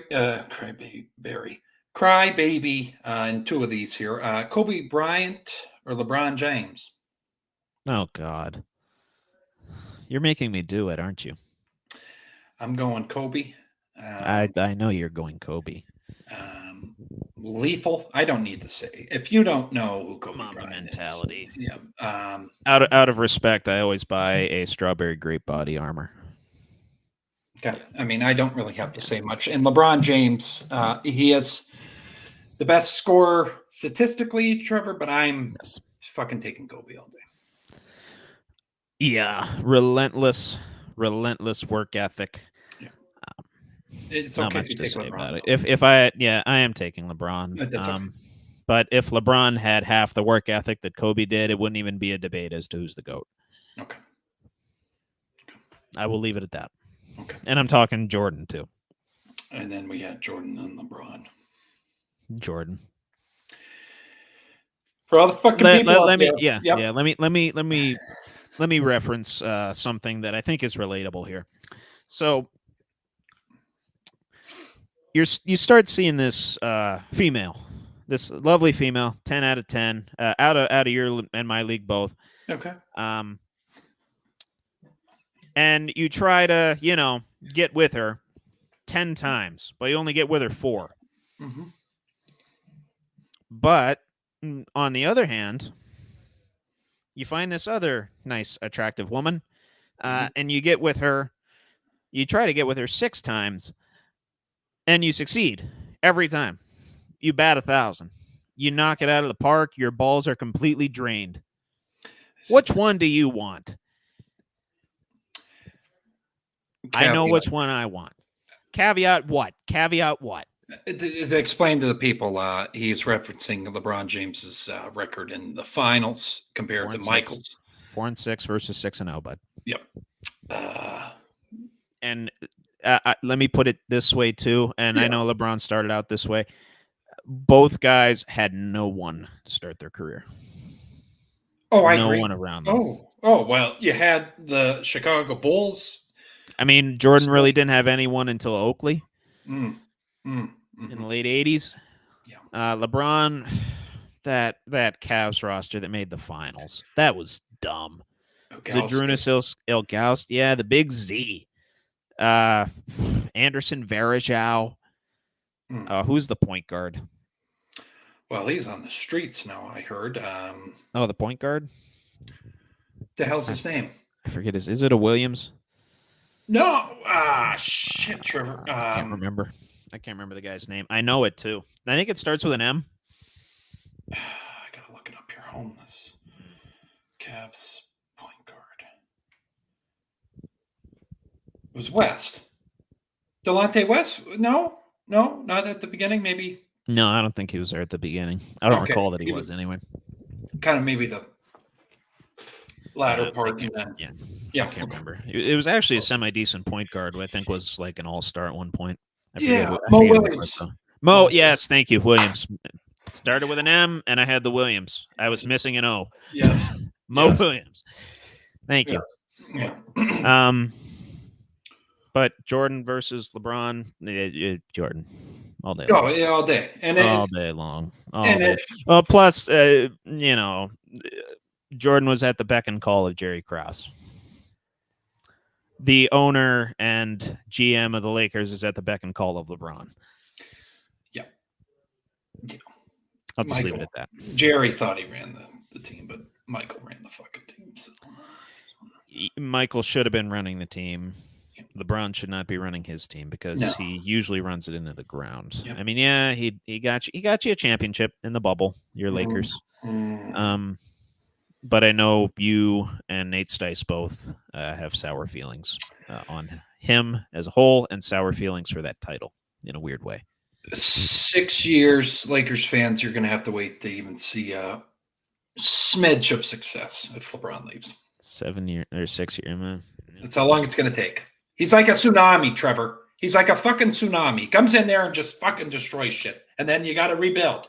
He leaves. Goes out. Not a good time, man. He goes back out into the ocean and just, oh, well, figure it out. Pile of shit. That's what we're going to have.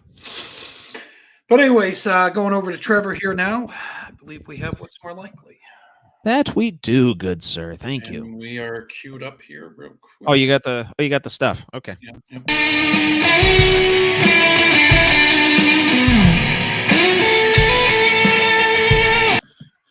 What's more likely with Trevor? Thank you, Drew Billy. Yeah. You are an ever kind and loving soul.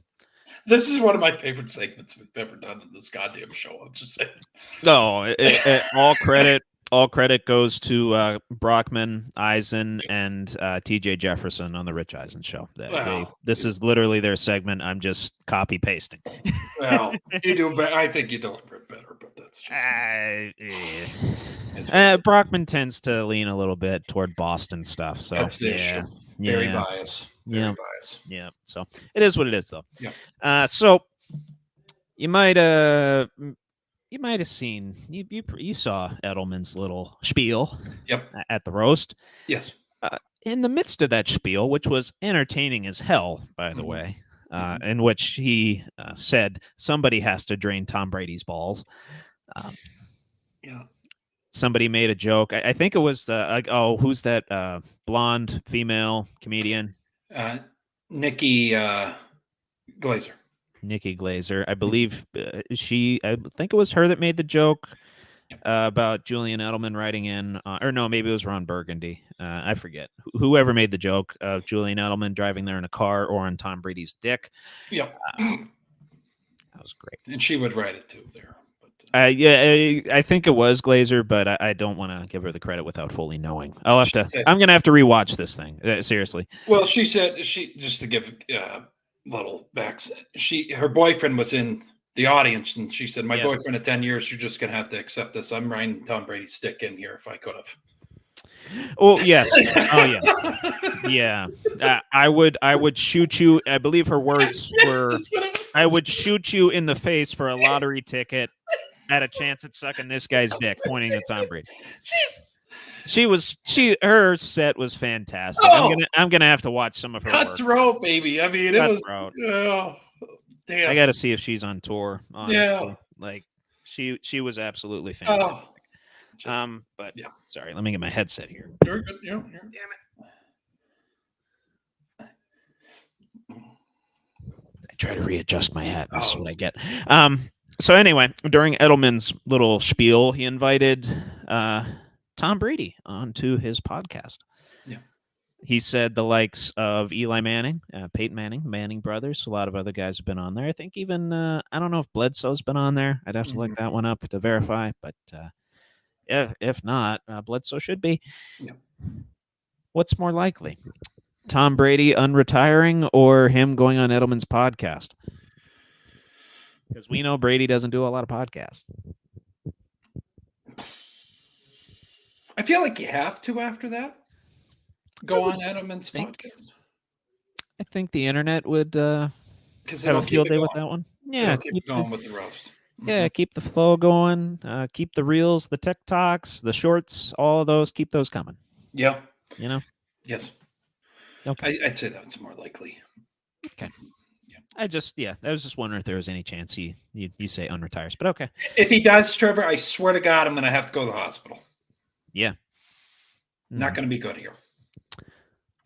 Also, during Edelman's spiel, called out Bill Belichick for saying that, Foxborough High could make that play. He constantly yelled at him in practice. Uh-huh. And then he proceeded to say Foxborough High was the only job offer you had, Billy. Yeah. Something like that. Mm-hmm. Yeah. Who's more likely to have a head coaching job next year? Bill Belichick or Mike Vrabel? I think Mike Vrabel, and the only reason is I think Belichick is going to go on Pat McAfee's. Oh, I would love that. Because they've had Saban on there, put Belichick on there. That's great. Because of he pushed the envelope by asking Pat on their live draft show. Mm-hmm. Could you let me come on? I'd really like. It's like All right. What the fuck? Did someone like clone Bill Belichick and fucking replace him? Like this guy's been a It's like they douchebag. reconstructed his DNA to make him entertaining. Trevor, he's been a douchebag since '91. I'm aware of this. Fucking cold-hearted. Just we played a couple games out there, and then he just gets up and walks out. No, I don't talk about that stuff. I'm just focused on the Fucking has a sweatshirt that it looks like he got hit by a fucking car on the way to the interview. It's like, what the fuck is this guy? You make He honestly should have come out in a sleeveless jacket, is what he should. Internet would have broke. I think the internet definitely would have broke.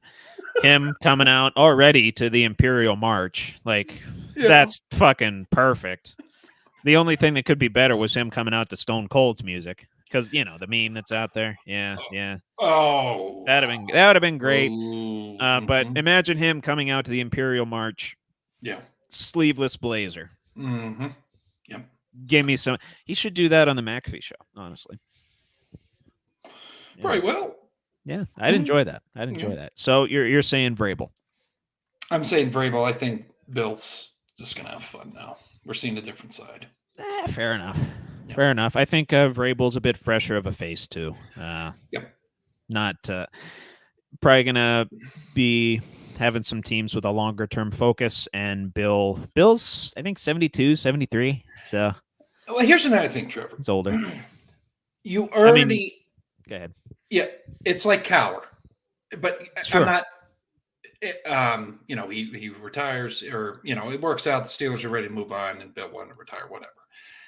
But I'm not comparing Bill and Belichick together. Yeah, some people are going to say I think Cower gave a shit more about his players. But anyways, long story short, why affect your win total? Your win percentage? You already did it. Just call it, dude. You're going to have to go rebuild a team at 72. Nothing to prove. No, just nothing to prove. Let it die. You're good. Well, literally, he only has one thing to prove, and that's what Tom Brady had to prove when he left the Patriots. Can he win not in New England? Yeah. Granted, he did win as on Bill Parcells' staff with the Giants. So. Yeah. And Shula's record, he's still maybe once, maybe. How close is he? How close is he to it? We did that. Oh fuck! That was what during the season. I would have to. Or you're gonna. Yeah, I'm looking it up. I thought it was like 19 games or 2. List of NFL head coaches win leaders. Here we go. Looks like Shula has 328, Hallis has 318, and Belichick at 302. Andy Reid, number 4 on that list, by the way, 258. Where's Tomlin? I don't know. Scroll down a little. For reference, Chuck Noll is number 8 with 93. Yeah. Mike Tomlin currently tied with Jeff Fisher at the 11th spot with 173, although has a significantly better win percentage. At 633, Jeff Fisher has a 512 win percentage. Jeff Fisher, not good. No, I'm aware. No. I'm keenly aware. Get it past him, Mike. Come on. First week, get past him. Jesus. Yep. But yeah, that's where I'm at, Trevor. That's fair. Fair enough. Sticking with NFL. Yep. 2 prominent cornerbacks went to the Eagles in the draft. Yep. One of them was a white guy. Yep. The other one was a non-Power 5 guy. Yeah. Pretty unique situation there, if you ask me. Yeah. Who's more likely to have a bigger impact on the Eagles secondary in their rookie year? Cooper DeJean or Kenyon Mitchell? You've heard the Cooper DeJean song, right? No. The parody? Oh, I'll send that to you.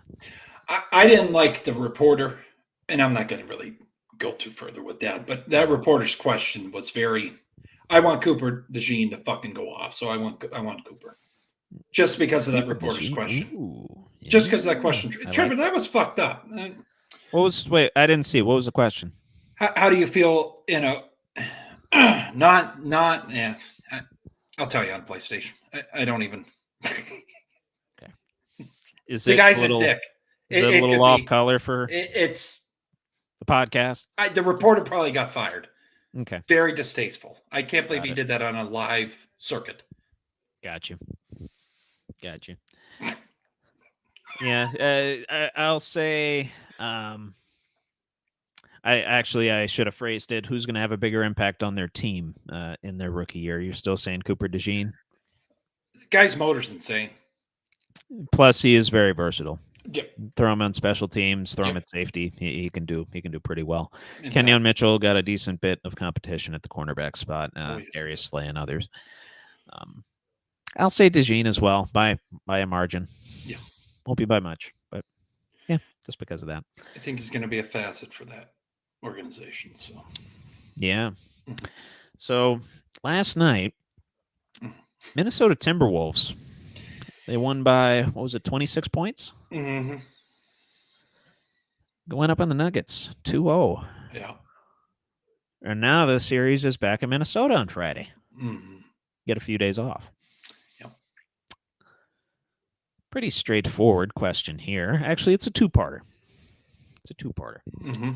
What's more likely, that the Wolves sweep the defending champions, or that the Nuggets sweep the rest of the series and win 4-2?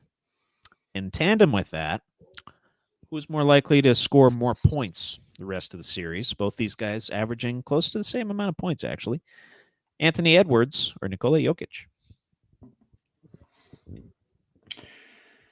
Nuggets win it. Edwards wins that battle, though. Ooh. He's Michael Jordan's son, Trevor. So That's what people are saying. Yeah. That and Jokic, much more of a facilitator than a. He's yeah. No, I could. Internet's having a field day, baby. It is. I know. Goddamn. I Yeah, saw the reports, and somebody asked Edwards about it, and he's like, "Easy." They're getting to the level of measuring faces, Trevor. The facial construction of their faces. This one Yeah. guy went through. No, That's I know. Jordan's son. Well, I go, you can get the software out there. It's what the it's not, fuck are we doing? It's not terribly expensive anymore. I don't think. Jesus. But to take the time to do something like that. No, I understand. I understand.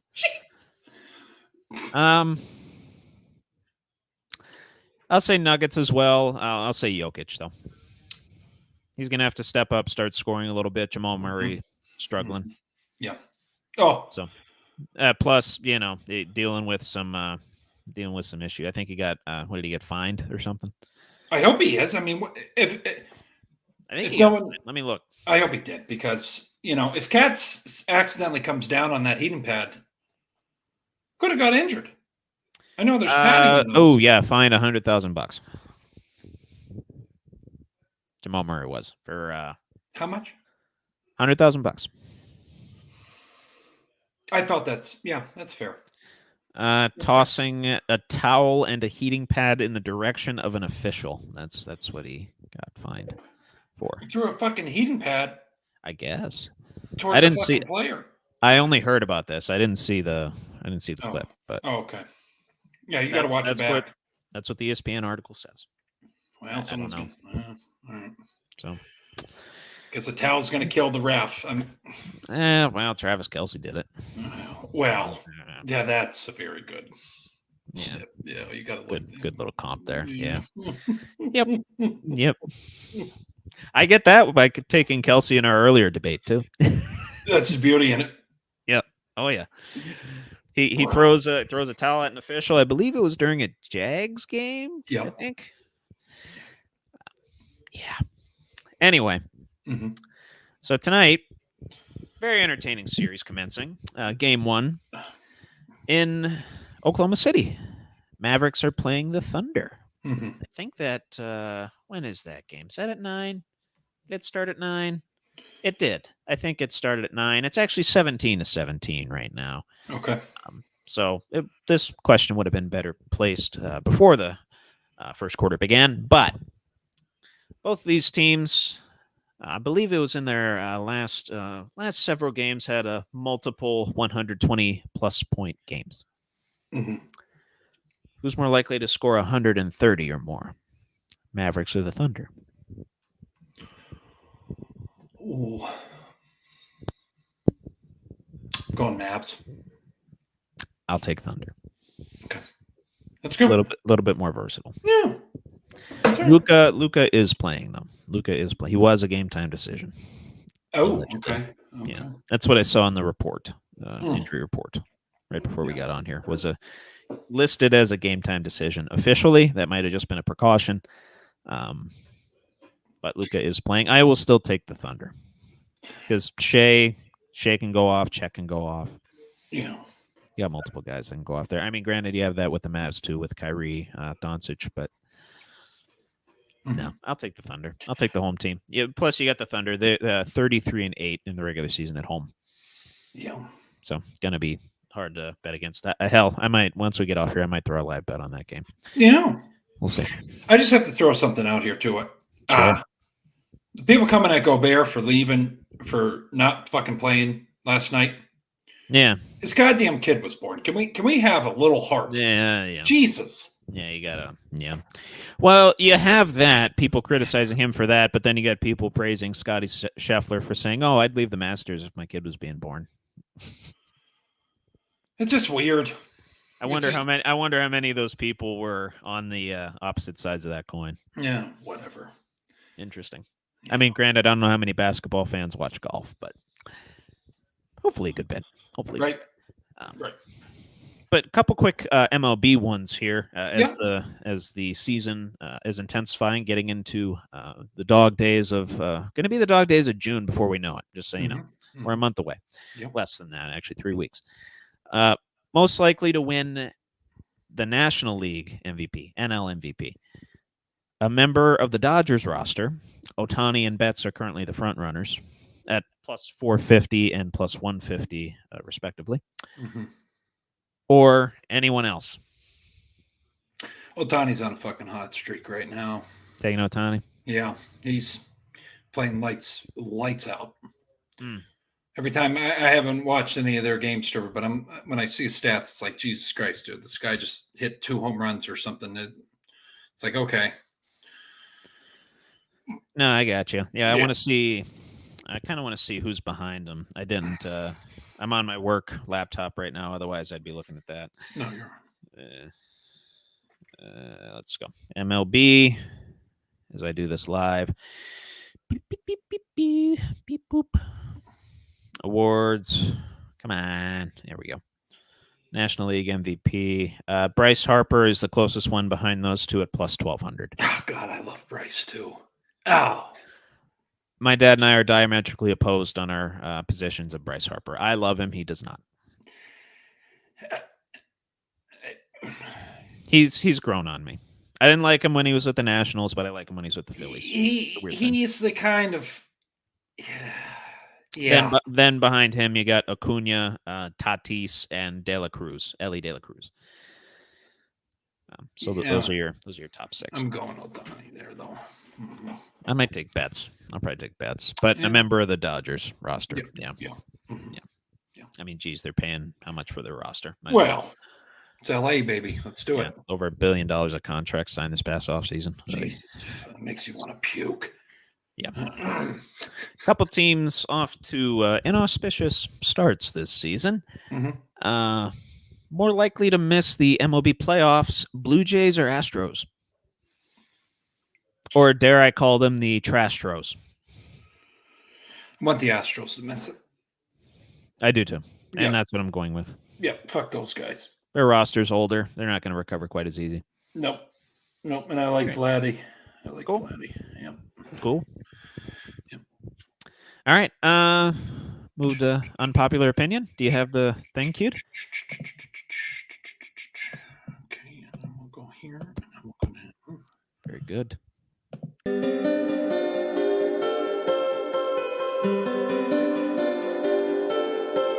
Unpopular opinion with Trevor.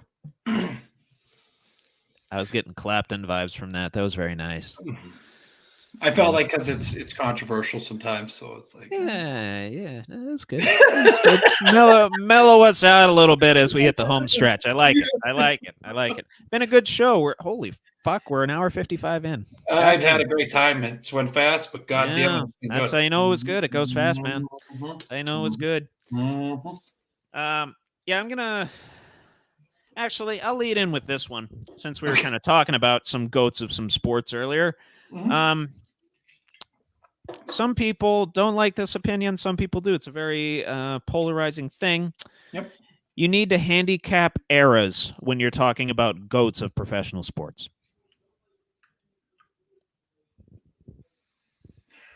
We're gonna. mm. You may disagree with me, but please state your case if you do. Here's my thing, and it's no disrespect to the athlete because I gotta be careful because fuck it. Any athletes that make it to the professional level, I respect the shit out of. But I'm just saying, the course. old days, NBA, Trevor, guys were getting fucking beat the shit out of. I NBA understand. now, it's a little softer, but also we need to look at the science behind the sports as well. Maybe that I just fucked myself there. I just confused myself in my own brain. Where I was going with that is I like older generation sports. Sure. Um, Well, I'm not talking about your own personal biases. I'm talking when we're having goat conversations like this, like who was the greatest at something. I do. Yep, Yeah, you handicap eras in there, right? I do. Okay, we're good then. We're good. Is there some people that don't fucking? Oh yeah, there's some people that are just yeah. Well, there's some people that handicap it to a lot of guys' detriment, like Wilt was playing against plumbers and janitors. You still got to put the fucking ball in the hoop to get 100 I know points. that's what I mean. Here's my thing, and this is a question I posed to a guy that's a huge LeBron guy, huge. I said, if LeBron had to deal with the Jordan rules and the bad boys like Jordan, there's no goddamn way geez. LeBron would have been able to get through that. Yeah. He would have crumbled. Jordan, he got in the gym, he got fucking jacked to shit. Freaking Lambeer, Rodman, Isaiah Thomas, Jesus. He would have cried, Trevor. He would have cried. Yeah. So that's kind of where I lay the baseline. That settles that then. Yeah. We're good. For us Americans, Yeah. talking about Birmingham FC during Tom Brady's roast got me thinking. Yeah. It's not soccer, it's football. It should it should be called football. Americans should call it football. And then American football, American football. Mm. Mm-hmm. Did I strike a nerve, Drew Billy? You're not saying a word. I don't like soccer. I know you don't like soccer, but what should it be called? It should be called football. Soccer is soccer. Okay, soccer is football. Okay. I call it flop ball. That's a good one for it. That's what I call the NBA half the time. I respect the listen, and I really thought over the years, and I don't want to drag this out, but I just thought over the years how much the Europeans love soccer. I thought it would somehow transition over to America. It has not, and that's kind of They have all these clubs here, but it's not. What I do admire is the overseas crowds at soccer game. I mean, granted, Americans they get excited too, but we're chanting stuff like bullshit, defense, 2-syllable, 3-syllable stuff. Europeans will make up a whole goddamn sonnet about a player and chant it for an hour. And they're on. They're not. They're it's on. not. They're in sync the whole fucking time. Yeah. I mean, I watched, I don't know, you said you're getting back into WWE. I watched Backlash this past weekend. It was in Lyon, France. Yep. They were chanting Il est vraiment at AJ Styles, meaning he is phenomenal. Mm-hmm. He is phenomenal. He is phenomenal. Il est vraiment, il est très vraiment, la, la, la, la, la, la. They just kept doing that for like 20 minutes. Yep. It is so fantastic. Maybe I should have made this about the crowds. Americans need to expand our vocabulary when we're chanting shit. Well, I mean, really, all you get from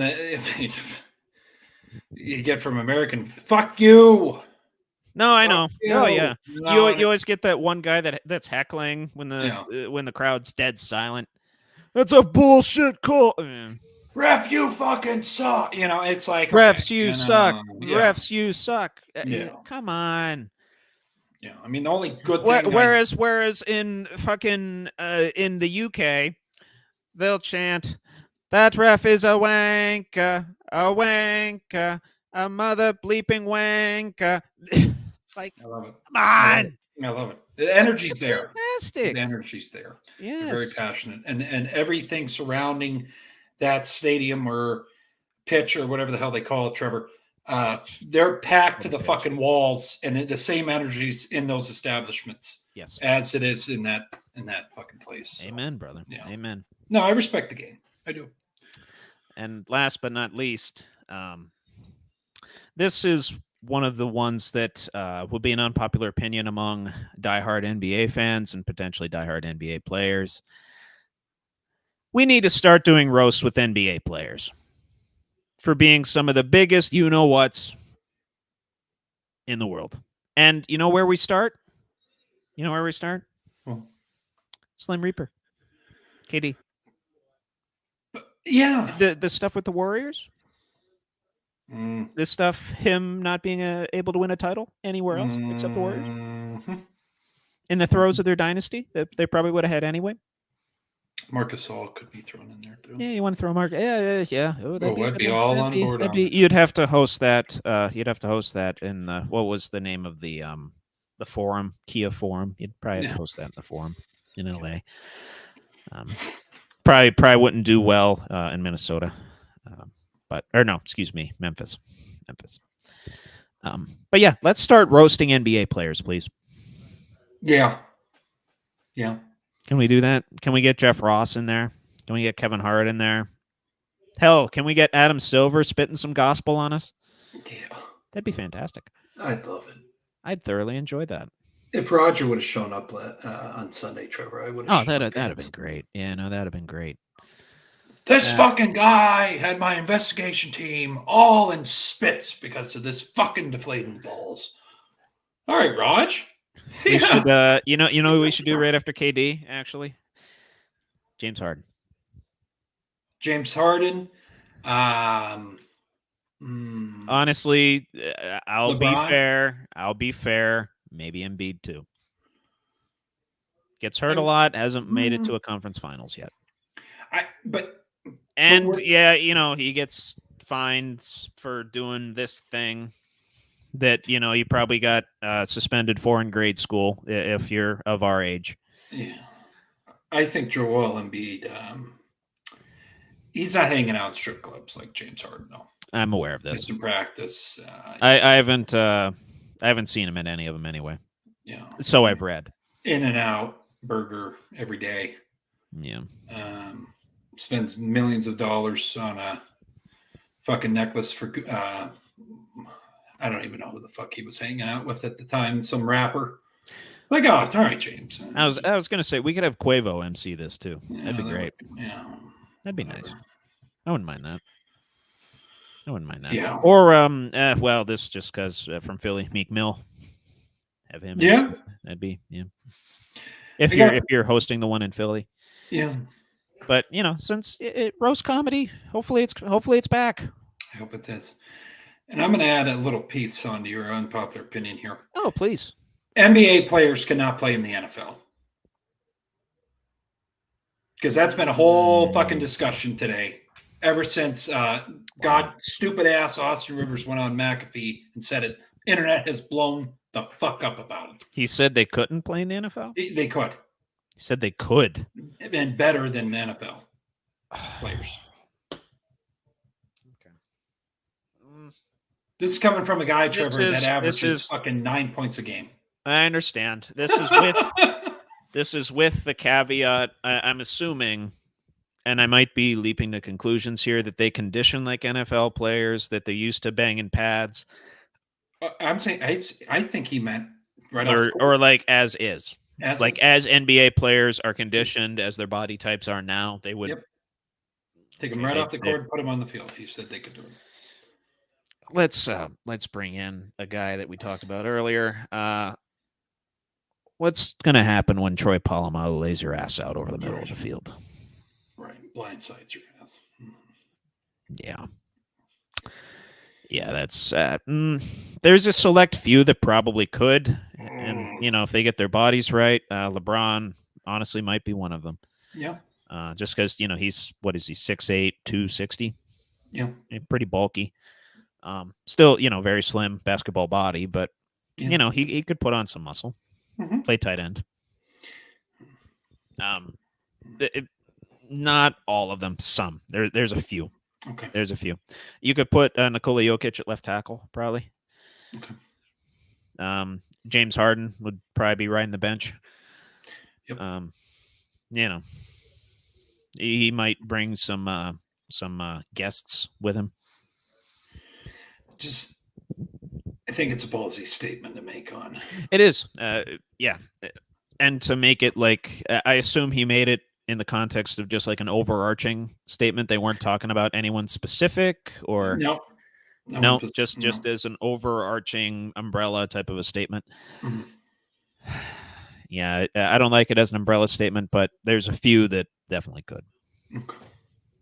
And if we give them the caveat of being able to train like NFL players and condition like NFL players, there's probably a few more that could. But if we're talking as is, the way their bodies are conditioned, few and far between. I agree with you. But cool. And that was all I had for unpopular opinion. Thank you for adding one, by the way. It was a great show as always, Trevor. Any lasting thoughts for the folks out there until next week? Go watch the Tom Brady roast. It is worth 3 hours of your time. Yeah. And I'm gonna figure out what the fuck happened there. Go watch that segment too. Maybe drop the clip on. Yeah. Drop, maybe repost it on the YouTube or something. Yeah. Fantastic stuff. Yeah. Fantastic stuff from the Two Bears. Go listen to their podcast, by the way. If you want to turn your brain off for a little bit, just go listen to those two idiots. It is fantastic. There's a reason they make millions of dollars for telling jokes, because they're pretty fucking good at telling jokes. The Kool-Aid. The Kool-Aid. Yeah, it gets me every time. Yeah. There was one segment. Yeah. Oh, 64 ounces. Drinks like 2 of them today. It was great. Live on the air, one of Bert's daughters got caught gambling in grade school. That was great. Oh, that was great. Another great segment. Go watch that. Go watch all the shit, and go watch old episodes of Buckle Up with the Boys too, because those are entertaining. There's been good ones. Go back to draft night if you want. Trying to think of some off the top of my head, but gonna get a better job getting more promos out here from Jeff Whaler. Go watch Jeff Whaler. Oh, that was Jeff Whaler. You got Jesse Bosnick. Go watch those guys. Nate Stice was a guest as well at the way beginning. That was good. Oh, Eric. I mean, it was good. Oh, good. Cole Peterson as well. That was a good one. But no, we appreciate everybody subscribing to us, liking, commenting. Got a little fucking weird in the comments tonight, but that's all right. It was Ultra Mom. Weird. It was a good weird. Ultra Mom was having a. Hey, it fit the vibe of the roast. I'm okay with it. I'm still trying to I understand who she is, or he, or what is going on there. Anyways, we appreciate them. We appreciate everybody. As always, subscribe, like, comment. Hit the little fucking bell down below so you know when we're going live again, and we'd enjoy you in the comments. As always, stay safe out there. God bless. Have a good day. Have a good night. And this was another episode of Buckle Up with the Boys, All Gas No Breaks, with your host, DB, and host, Trevor Dinsmore.